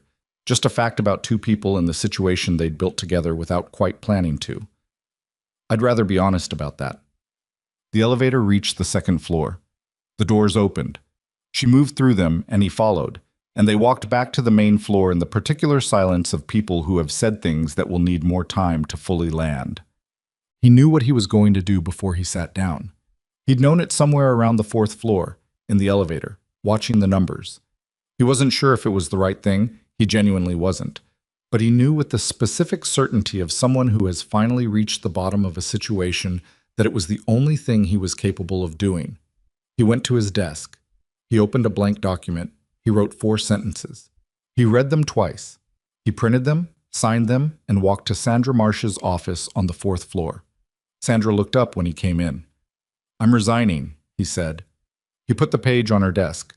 Effective 2 weeks from today, or immediately if that's cleaner for the process. Sandra looked at the page. She looked at him. Mr. Carter, the inquiry does not require. I know what the inquiry requires, he said. This isn't about the inquiry. She was quiet for a moment. Does Ms. Sinclair know you're doing this? No? You should tell her. I'm going to. He looked at Sandra steadily. I want to be clear that this is voluntary and that there was no coercion in any direction. I'd appreciate if that was part of the documentation. Sandra said it would be. She looked at the resignation letter again. I'm sorry, she said. For what it's worth. Thank you, he said. He went back downstairs. Evelyn's office door was open when he got back to the floor, which was unusual for that time of day. He could see her at her desk, on the phone, her back partially to the door. He waited at his desk. He didn't know how to start the conversation, and he wasn't sure when he'd get the chance, and in the meantime, he had a pharmaceutical client with a 3 o'clock call that he had to prepare for regardless of everything else. He prepared for it. He took it at 3. He handled it with the composed competence he'd developed over a year at this company. The part of him that knew how to be professional even when the rest of him was doing something more complicated. At 4:30, Evelyn's door was closed again. At 5, most of the team began filtering out. At 5:40, he knocked on her door. Come in, she said. He came in. She was at her desk with 2 documents open on her monitor, and she looked at him with the alert expression of someone who reads the situation in the first second. What did you do? She said. I resigned. The room was very still. You... She stopped. She put down the pen she'd been holding. Noah. It makes the process cleaner, he said. The inquiry closes more easily. Your board conversation is simpler, and you don't have to restructure supervision and recuse yourself from account decisions and all the rest of it. I told Sandra I would handle. I know what you told her.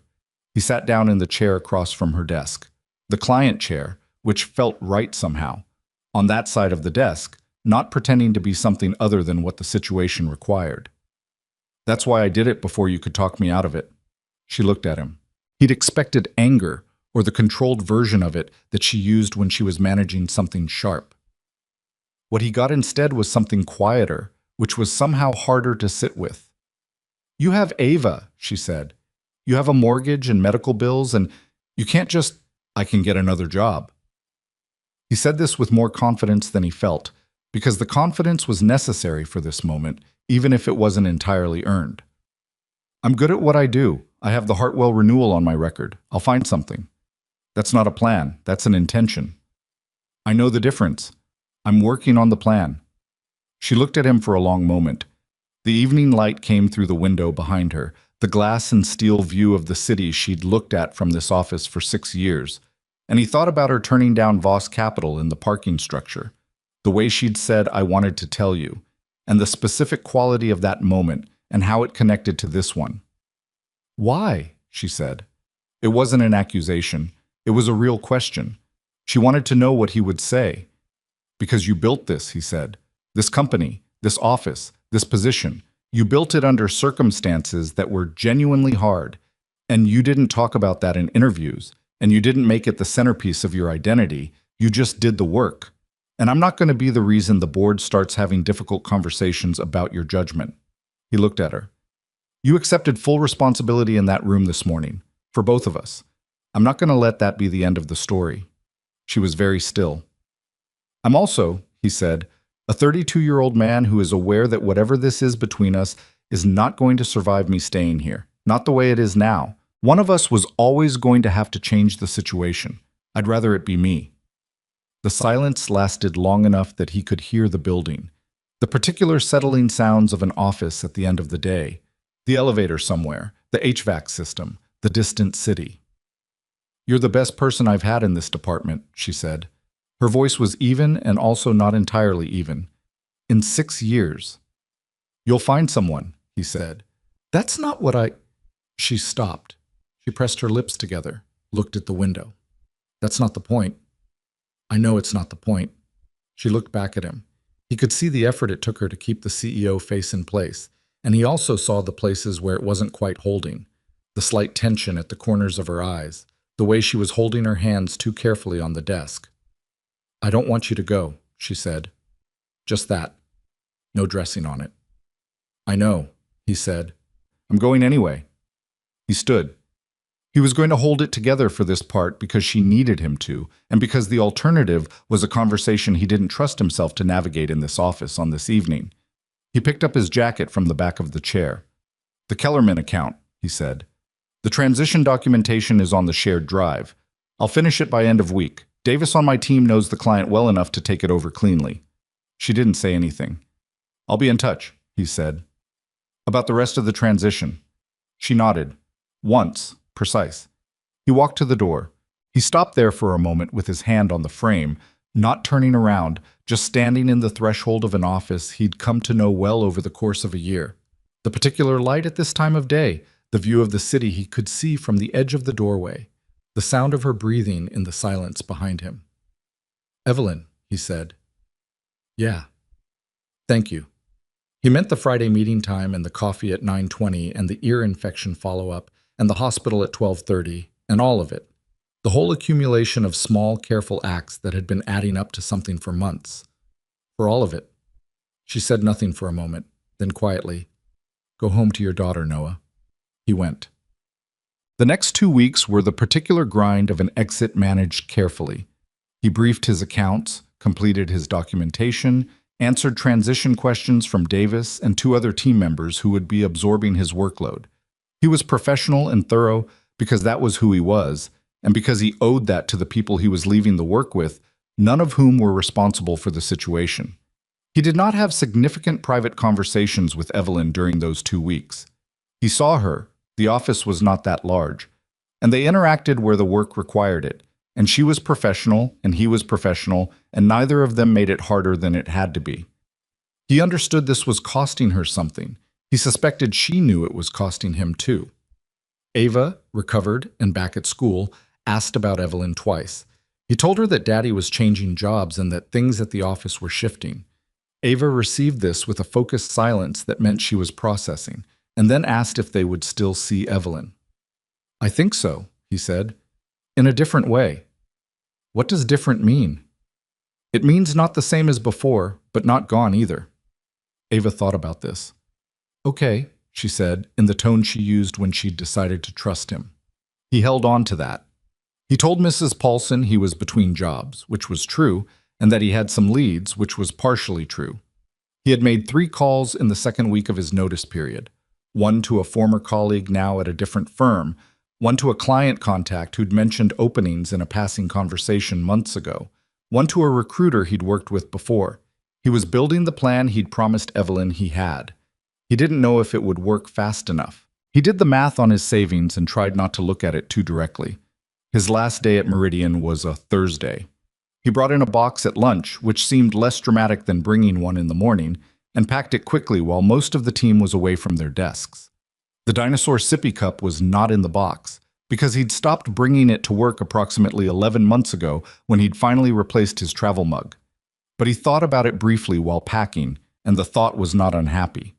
Several colleagues came by in the afternoon to say goodbye, and he meant what he said to each of them, because they were good people, and he'd worked alongside them for a year, and that was real, regardless of how it had ended.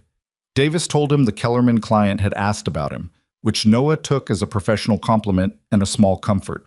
At 4 o'clock, he picked up the box and looked at his desk once, the clear surface of it, anonymous again.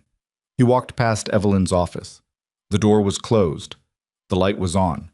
He stood there for about 4 seconds. He did not knock. He went to the elevator. He went down to the lobby. He walked out of Meridian Group with his box under his arm into a Thursday afternoon that was cold and clear, with the particular quality of autumn light that makes everything look slightly more vivid than it actually is. And he stood on the sidewalk for a moment before walking to his car. He drove home. He picked up Ava from Mrs. Paulson's. He made pasta, the kind she liked with the butter and the parmesan rather than the sauce, because it was a pasta and butter night if there ever was one.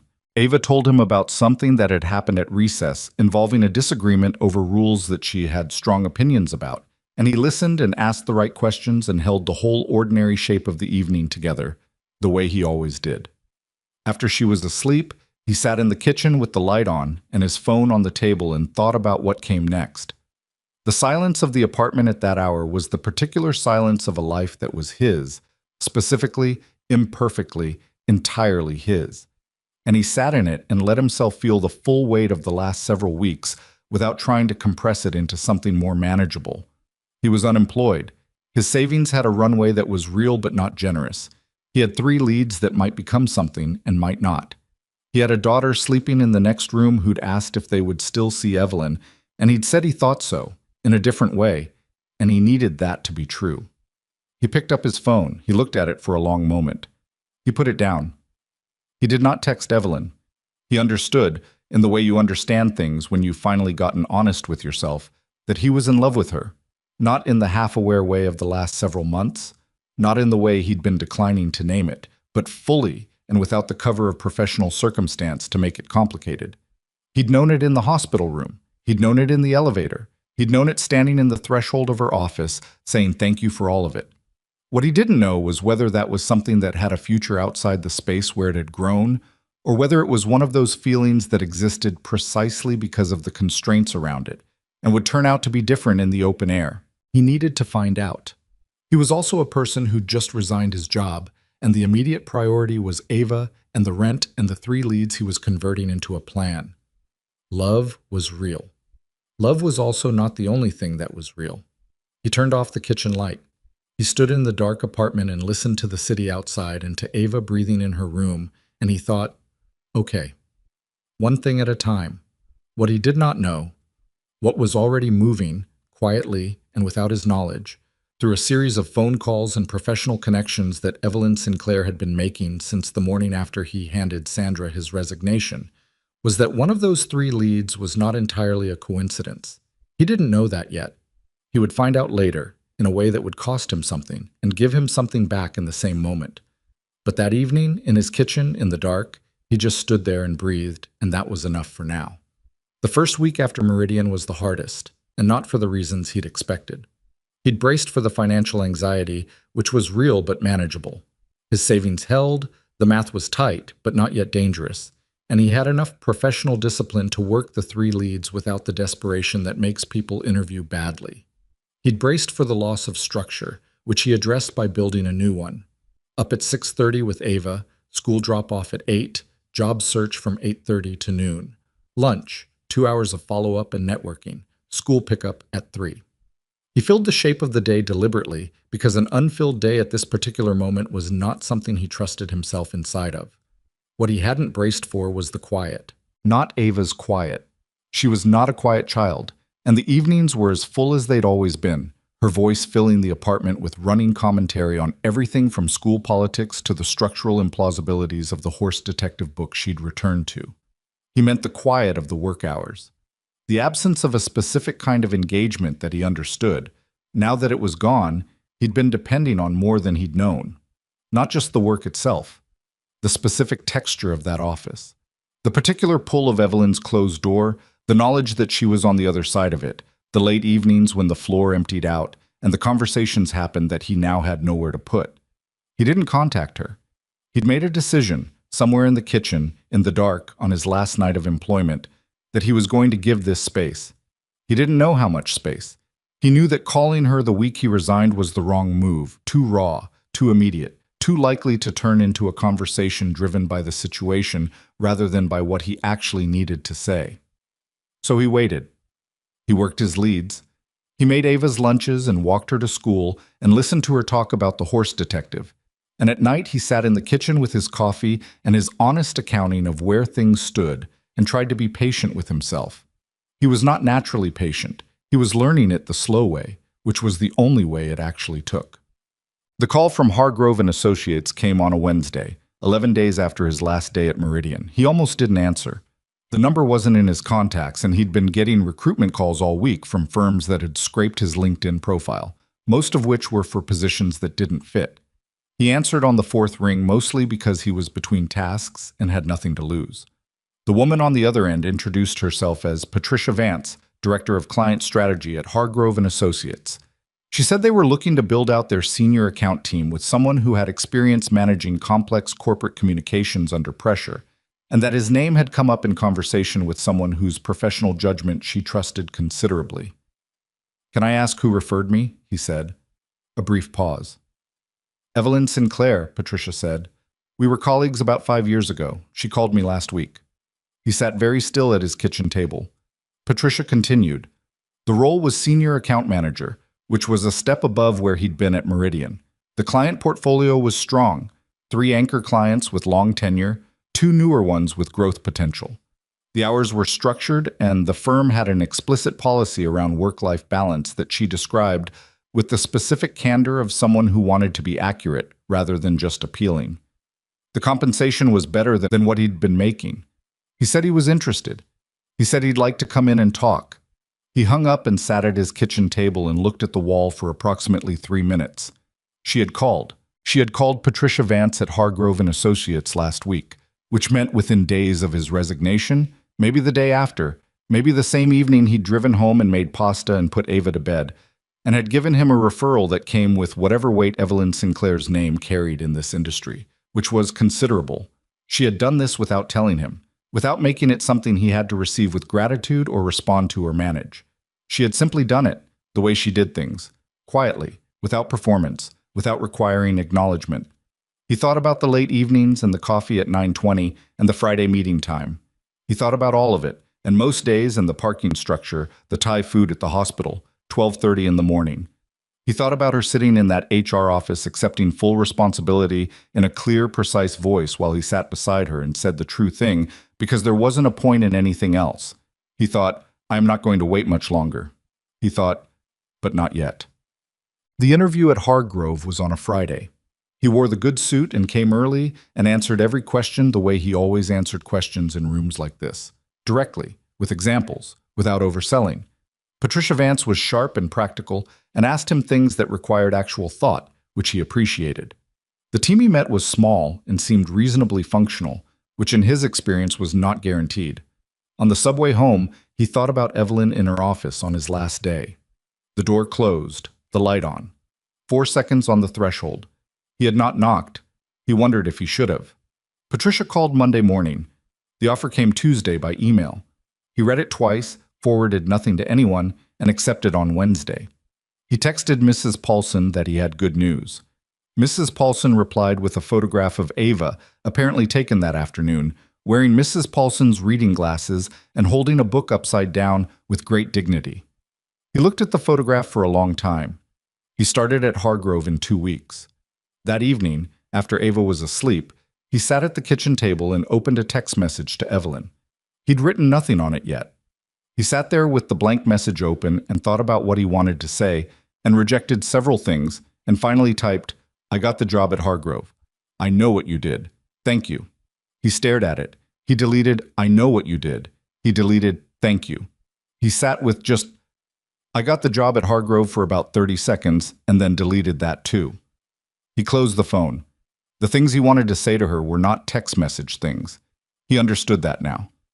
They were the kind of things that required a room and two people in it and enough time to say them without cutting anything important short. He went to bed. He slept better than he had in 3 weeks. He called her on a Saturday, 12 days after he'd accepted the Hargrove offer.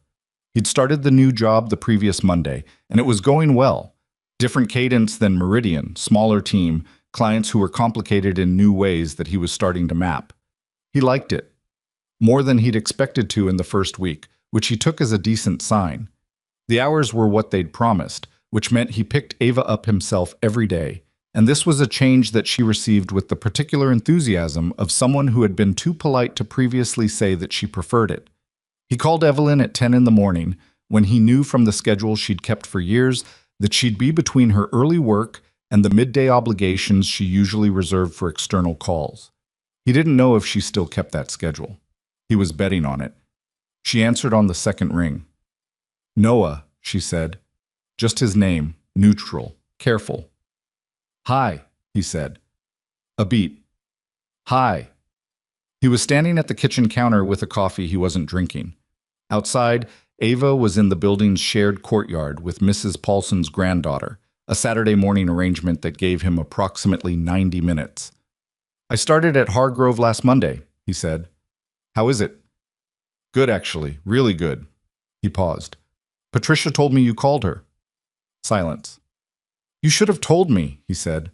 I know you would have told me not to," she said. "Yeah. That's why I didn't tell you." He smiled despite himself, looking at the kitchen wall. That was so specifically her. The complete, unapologetic logic of it. "Thank you," he said. "Not just for Hargrove, for all of it." He stopped. "I said that when I left, but I don't think I said it right. I meant the whole year. The way you ran the department, the way you—" He stopped again, because the next part was harder, and he'd promised himself he'd say it. "The way you paid attention, to me and to Ava. Nobody's done that in a long time. I wanted you to know that it mattered." The silence on her end was not empty. He could hear her breathing, which told him she was there, and still, and listening. "I'm glad," she said finally. Her voice had something in it that wasn't the CEO voice and wasn't the evening office voice either, something more open than both. "I'd like to see you," he said. "Not for I'm not calling to fix anything or manage anything. I just want to see you, properly, outside of work. If that's something you want." The pause lasted long enough that he started to prepare himself for a version of no. Not a cruel version. Evelyn was not capable of cruel. But a careful, honest version that would explain why the situation still didn't allow it, why the gap between them was still complicated, why she needed more time or more distance. "Saturday," she said. "Next Saturday. There's a farmer's market near the waterfront. Ava would probably have opinions about it." He exhaled slowly. "She has opinions about everything." "I know." And there it was. The real laugh, the caught-off-guard one. "Is 10 too early?" "10 is perfect," he said. "Okay," she said. "Okay," he said. He hung up and stood at the kitchen counter and drank his coffee, which had gone slightly cold, and it was the best coffee he'd had in 3 weeks. The farmer's market was crowded in the good way, the way that meant it was actually functioning rather than performing.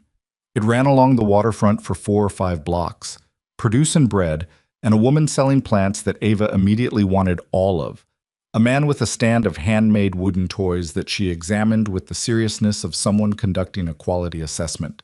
Evelyn moved through the crowd with the particular efficiency she brought to physical spaces. Not aggressive, not apologetic, just present and practical in a way that anticipated what the space required. He'd noticed this before, the complete absence of self-consciousness about it, and he noticed it again now between the vegetable stands and the bread table. Ava had attached herself to Evelyn's left side within approximately 8 minutes of their arrival. Not to his left side, to Evelyn's. She had taken it upon herself to provide a running commentary on everything they passed, including opinions on which vegetables looked good and which did not. A framework that seemed to be based on a personal aesthetic theory she had not previously disclosed. "That one's too lumpy," she told Evelyn, gesturing at a butternut squash with the confidence of an expert. "What's wrong with lumpy?" Evelyn asked. "It means it's confused." Evelyn looked at him. He looked back. She looked like she was working very hard to maintain a straight face and not quite managing. Does a vegetable need to know what shape it is? Evelyn asked Ava. Ava considered this seriously. Probably yes, she said, for confidence. They walked the length of the market and doubled back, and Noah bought bread and apples and let Ava buy a small painted wooden bird from the toy stand. And at some point between the bread table and the coffee stand at the far end, he found that Evelyn and Ava were a few paces ahead of him, and Ava was saying something that required her to use both hands to illustrate, and Evelyn was listening with the specific attention she gave things that mattered to her, and he stopped walking for just a second and looked at them. He thought about what Ava had asked in the hospital room at 2 in the morning. Are you Daddy's girlfriend?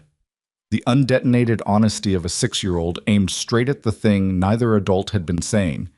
He thought about the drawing on the refrigerator. The aspiration, not the documentation. 3 people at a park. A father, a little girl, a woman in a wheelchair. He started walking again. They got coffee. Tea for Evelyn, coffee for Noah, hot chocolate for Ava, who negotiated this with great seriousness, and found a bench along the waterfront that was wide enough for all 3 of them if Evelyn's chair was angled right. Ava sat between them with her hot chocolate and her wooden bird, naming the bird with a deliberateness that suggested the name was being selected from a very competitive shortlist. Gerald, she announced. Noah looked at the bird. It was small and orange. Gerald, he said. He has a serious face, Ava explained, so he needs a serious name. That's solid logic, Evelyn said. I know, Ava said. She held Gerald up and showed him the waterfront, apparently for orientation purposes, and then tucked him into her coat pocket. He can see from there, she explained to no one in particular. The waterfront was cold in the bright way of late autumn, the kind of cold that's easier to be in than it looks from inside. The water was gray-blue and the far shore was visible, and there were 2 boats moving across the middle distance that Ava tracked until they went past. Noah and Evelyn talked, in the way they'd always talked when Ava was occupied, easily, about real things, without the ambient tension of the professional context they'd been navigating for a year. She told him about the board meeting that had followed the inquiry, which had been difficult in the way she'd predicted and then resolved in a way she hadn't, with the board ultimately supporting her decision to restructure supervision and noting in the official documentation that her handling of the process had been transparent and appropriate. They're not wrong, he said. I know they're not wrong. It was still uncomfortable. Did anyone on the board make it harder than it needed to be? One person. She didn't elaborate and he didn't push. It passed. And your position? She looked at the water. Intact? Questioned, briefly. Intact. She paused. I had to have 3 separate conversations in the following 2 weeks with different board members who all wanted to assess, in their own individual ways, whether I was all right. Were you? She looked at him. I was handling it. That's not the same thing. No, she said. It's not. A beat. I was not entirely all right. I missed the conversations. He nodded. He'd known this in the way you know things about people you've been paying close attention to for a year, which is to say, he'd known it without being told. Me too, he said. Ava, who had been attending to the boats with her full focus, turned around and looked at both of them with the alert expression of someone who has caught the frequency of a conversation even without the specific words. Are you talking about feelings? She asked. We're talking about work, Noah said. Ava looked at him with the skeptical expression. She looked at Evelyn. Was it feelings? Evelyn, to her credit, considered the question with genuine respect. A little bit, she said. Ava nodded, satisfied. She turned back to the water. Noah looked at Evelyn. Evelyn looked at Noah. He thought, all right, now. I need to say something, he said, and I've been thinking about how to say it for about 3 weeks, and I still don't have a clean version of it, so I'm just going to say the real version.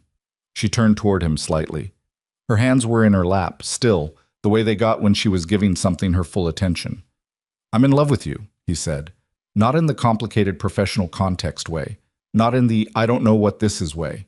I've known what it is for a while now, and I've been waiting until the situation was different enough that saying it wouldn't make things worse. He looked at her steadily. The situation is different now.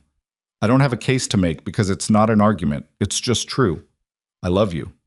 And I wanted to say it outside of an office and not in a parking structure and not in a hospital room at midnight. because you deserve to hear it in an actual normal situation like a farmer's market on a Saturday morning. The waterfront moved around them. The boats, and the cold air, and the distant noise of the market, and Ava beside him, very still, who was almost certainly not thinking about boats anymore. Evelyn didn't look away from him.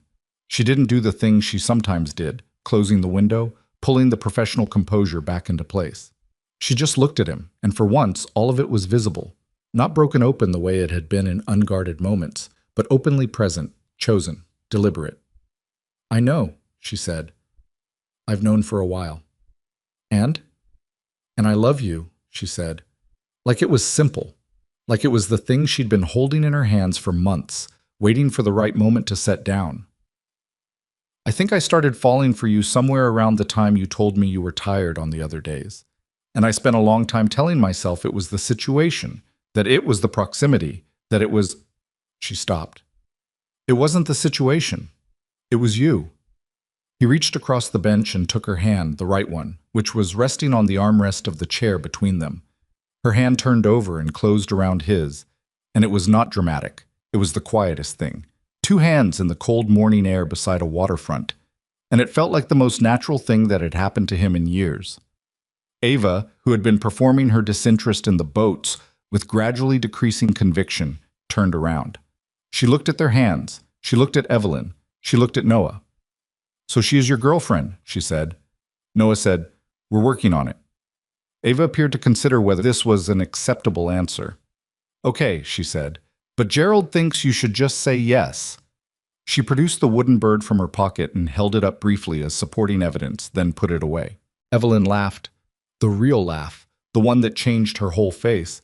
And Noah laughed, and Ava looked pleased with herself in the way she did when an argument had landed and the waterfront continued on around them, indifferent and bright.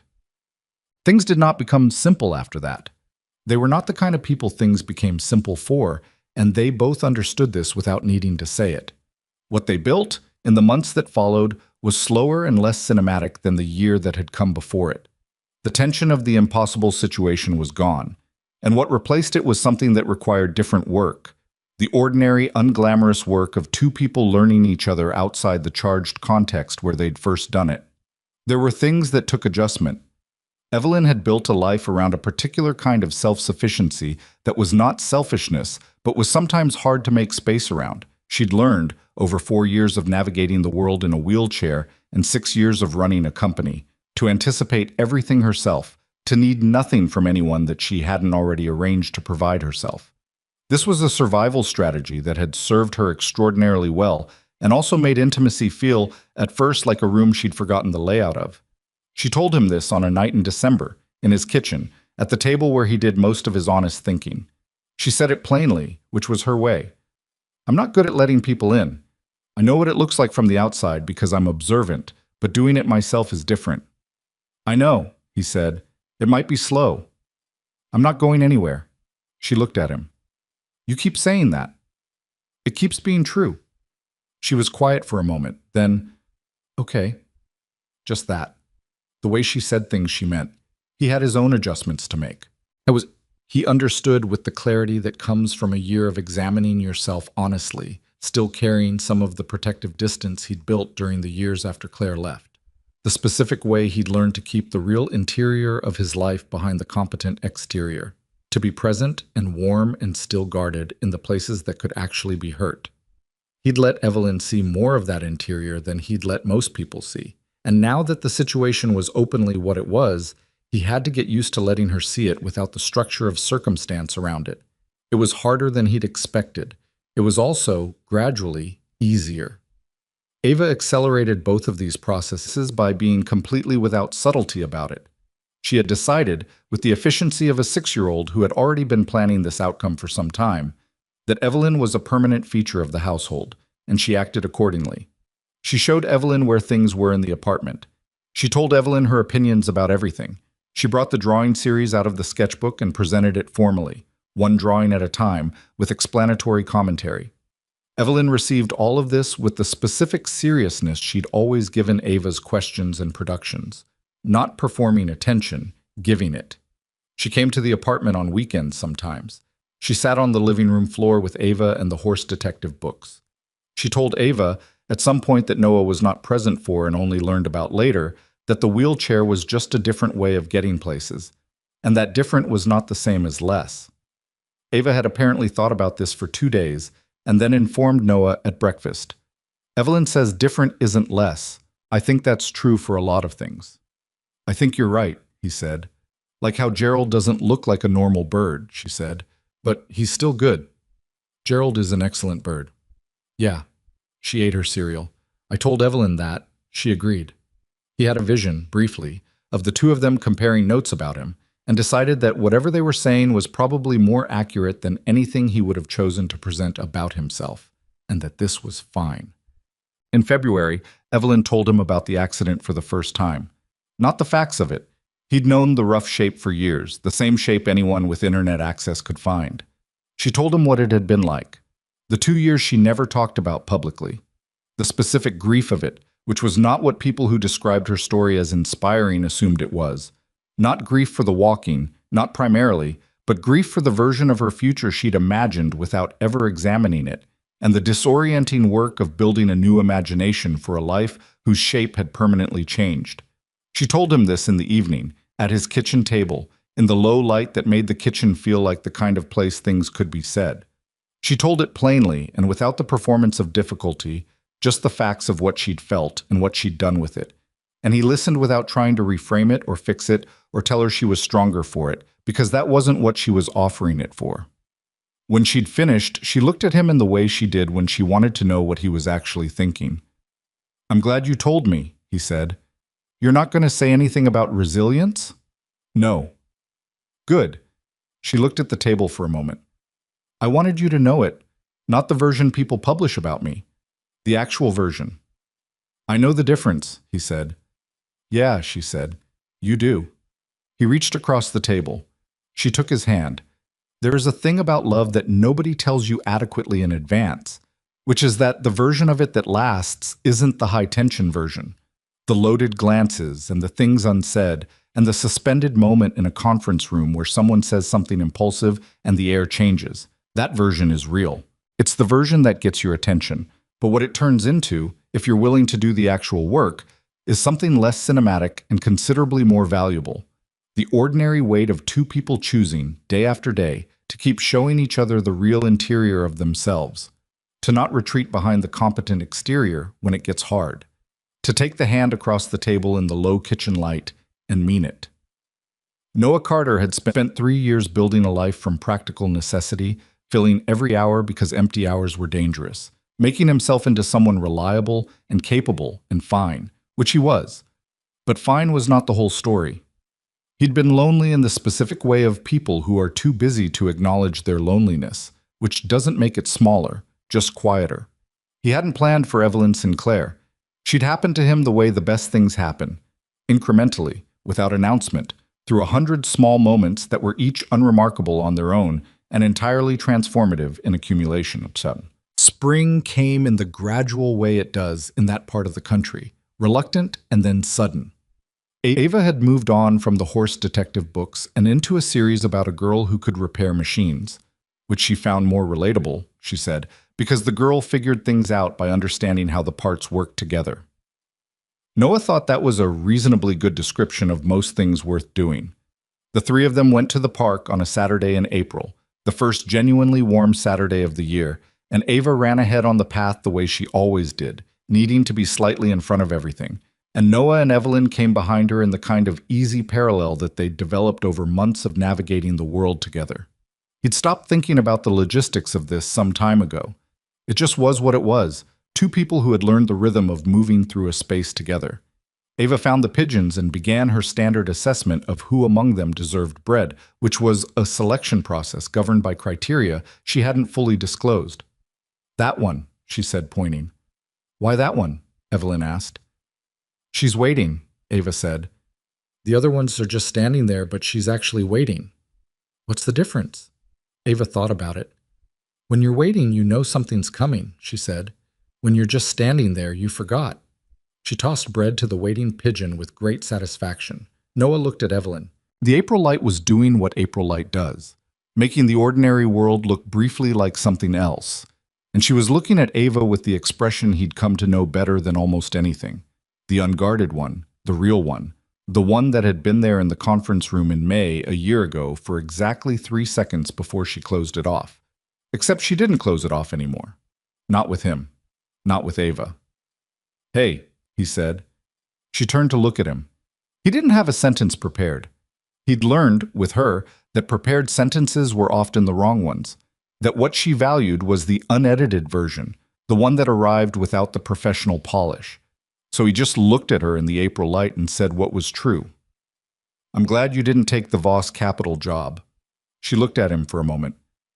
"I'm glad you stayed late that Wednesday in October," she said, "when I came to find you. You came to tell me about the job offer." "I came to find you," she said. "The job offer was what I had to say." He absorbed this.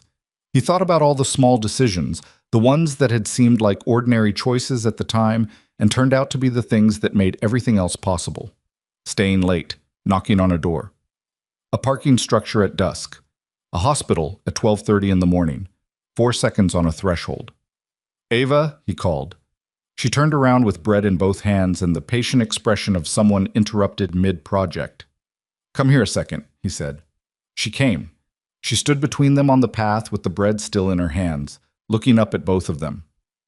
"Gerald's in your other coat," she said to Noah, preemptively, "so you can't use him for anything." "I don't need Gerald," he said. "I just wanted you here for a second." She looked at him. She looked at Evelyn. She appeared to assess the situation with the complete seriousness she brought to everything. "Okay," she said. And then, with the instinct that 6-year-olds sometimes have for the exact right thing, she reached up and took Evelyn's hand with her bread-dusty fingers, and reached across and took Noah's hand with the other one, and stood there on the path, holding both of them with the particular patience of someone who has been waiting for this moment for quite some time, and isn't surprised that it's finally arrived. The pigeons moved around them. The park continued its April business. Somewhere nearby, a dog was having a strong opinion about something. The city breathed around them, indifferent and enormous, the way cities are. The three of them stood on the path, hands connected, and it was not a photograph and it was not a perfect moment. Ava's hands were sticky with bread, and Noah's shoulder was doing the thing it did in the cold, and Evelyn's hair was escaping whatever she'd done with it that morning. And it was exactly right in the way that things are exactly right when they're real and present and genuinely yours. Nobody said anything for a moment. Then Ava looked up at both of them and said, "Can we get hot chocolate after this?" "Yes," said Noah. "Can Evelyn pick where?" "Sure," he said. Evelyn picks. Ava looked at Evelyn. "Pick somewhere with big cups," she said seriously. "Gerald likes big cups, for the ambiance." Evelyn looked down at her, this impossible, specific, wonderful child, and she laughed the real laugh. And Noah felt it in his chest the way he'd felt it the first time. The caught-off-guard sound of it, the way it changed everything about her face. Except now he knew it well enough to recognize it before it finished, and to know that it was his to hear as many times as she'd give it. They walked out of the park together in the April afternoon, all three of them, in the direction of wherever Evelyn decided, which was the only direction any of them needed to go.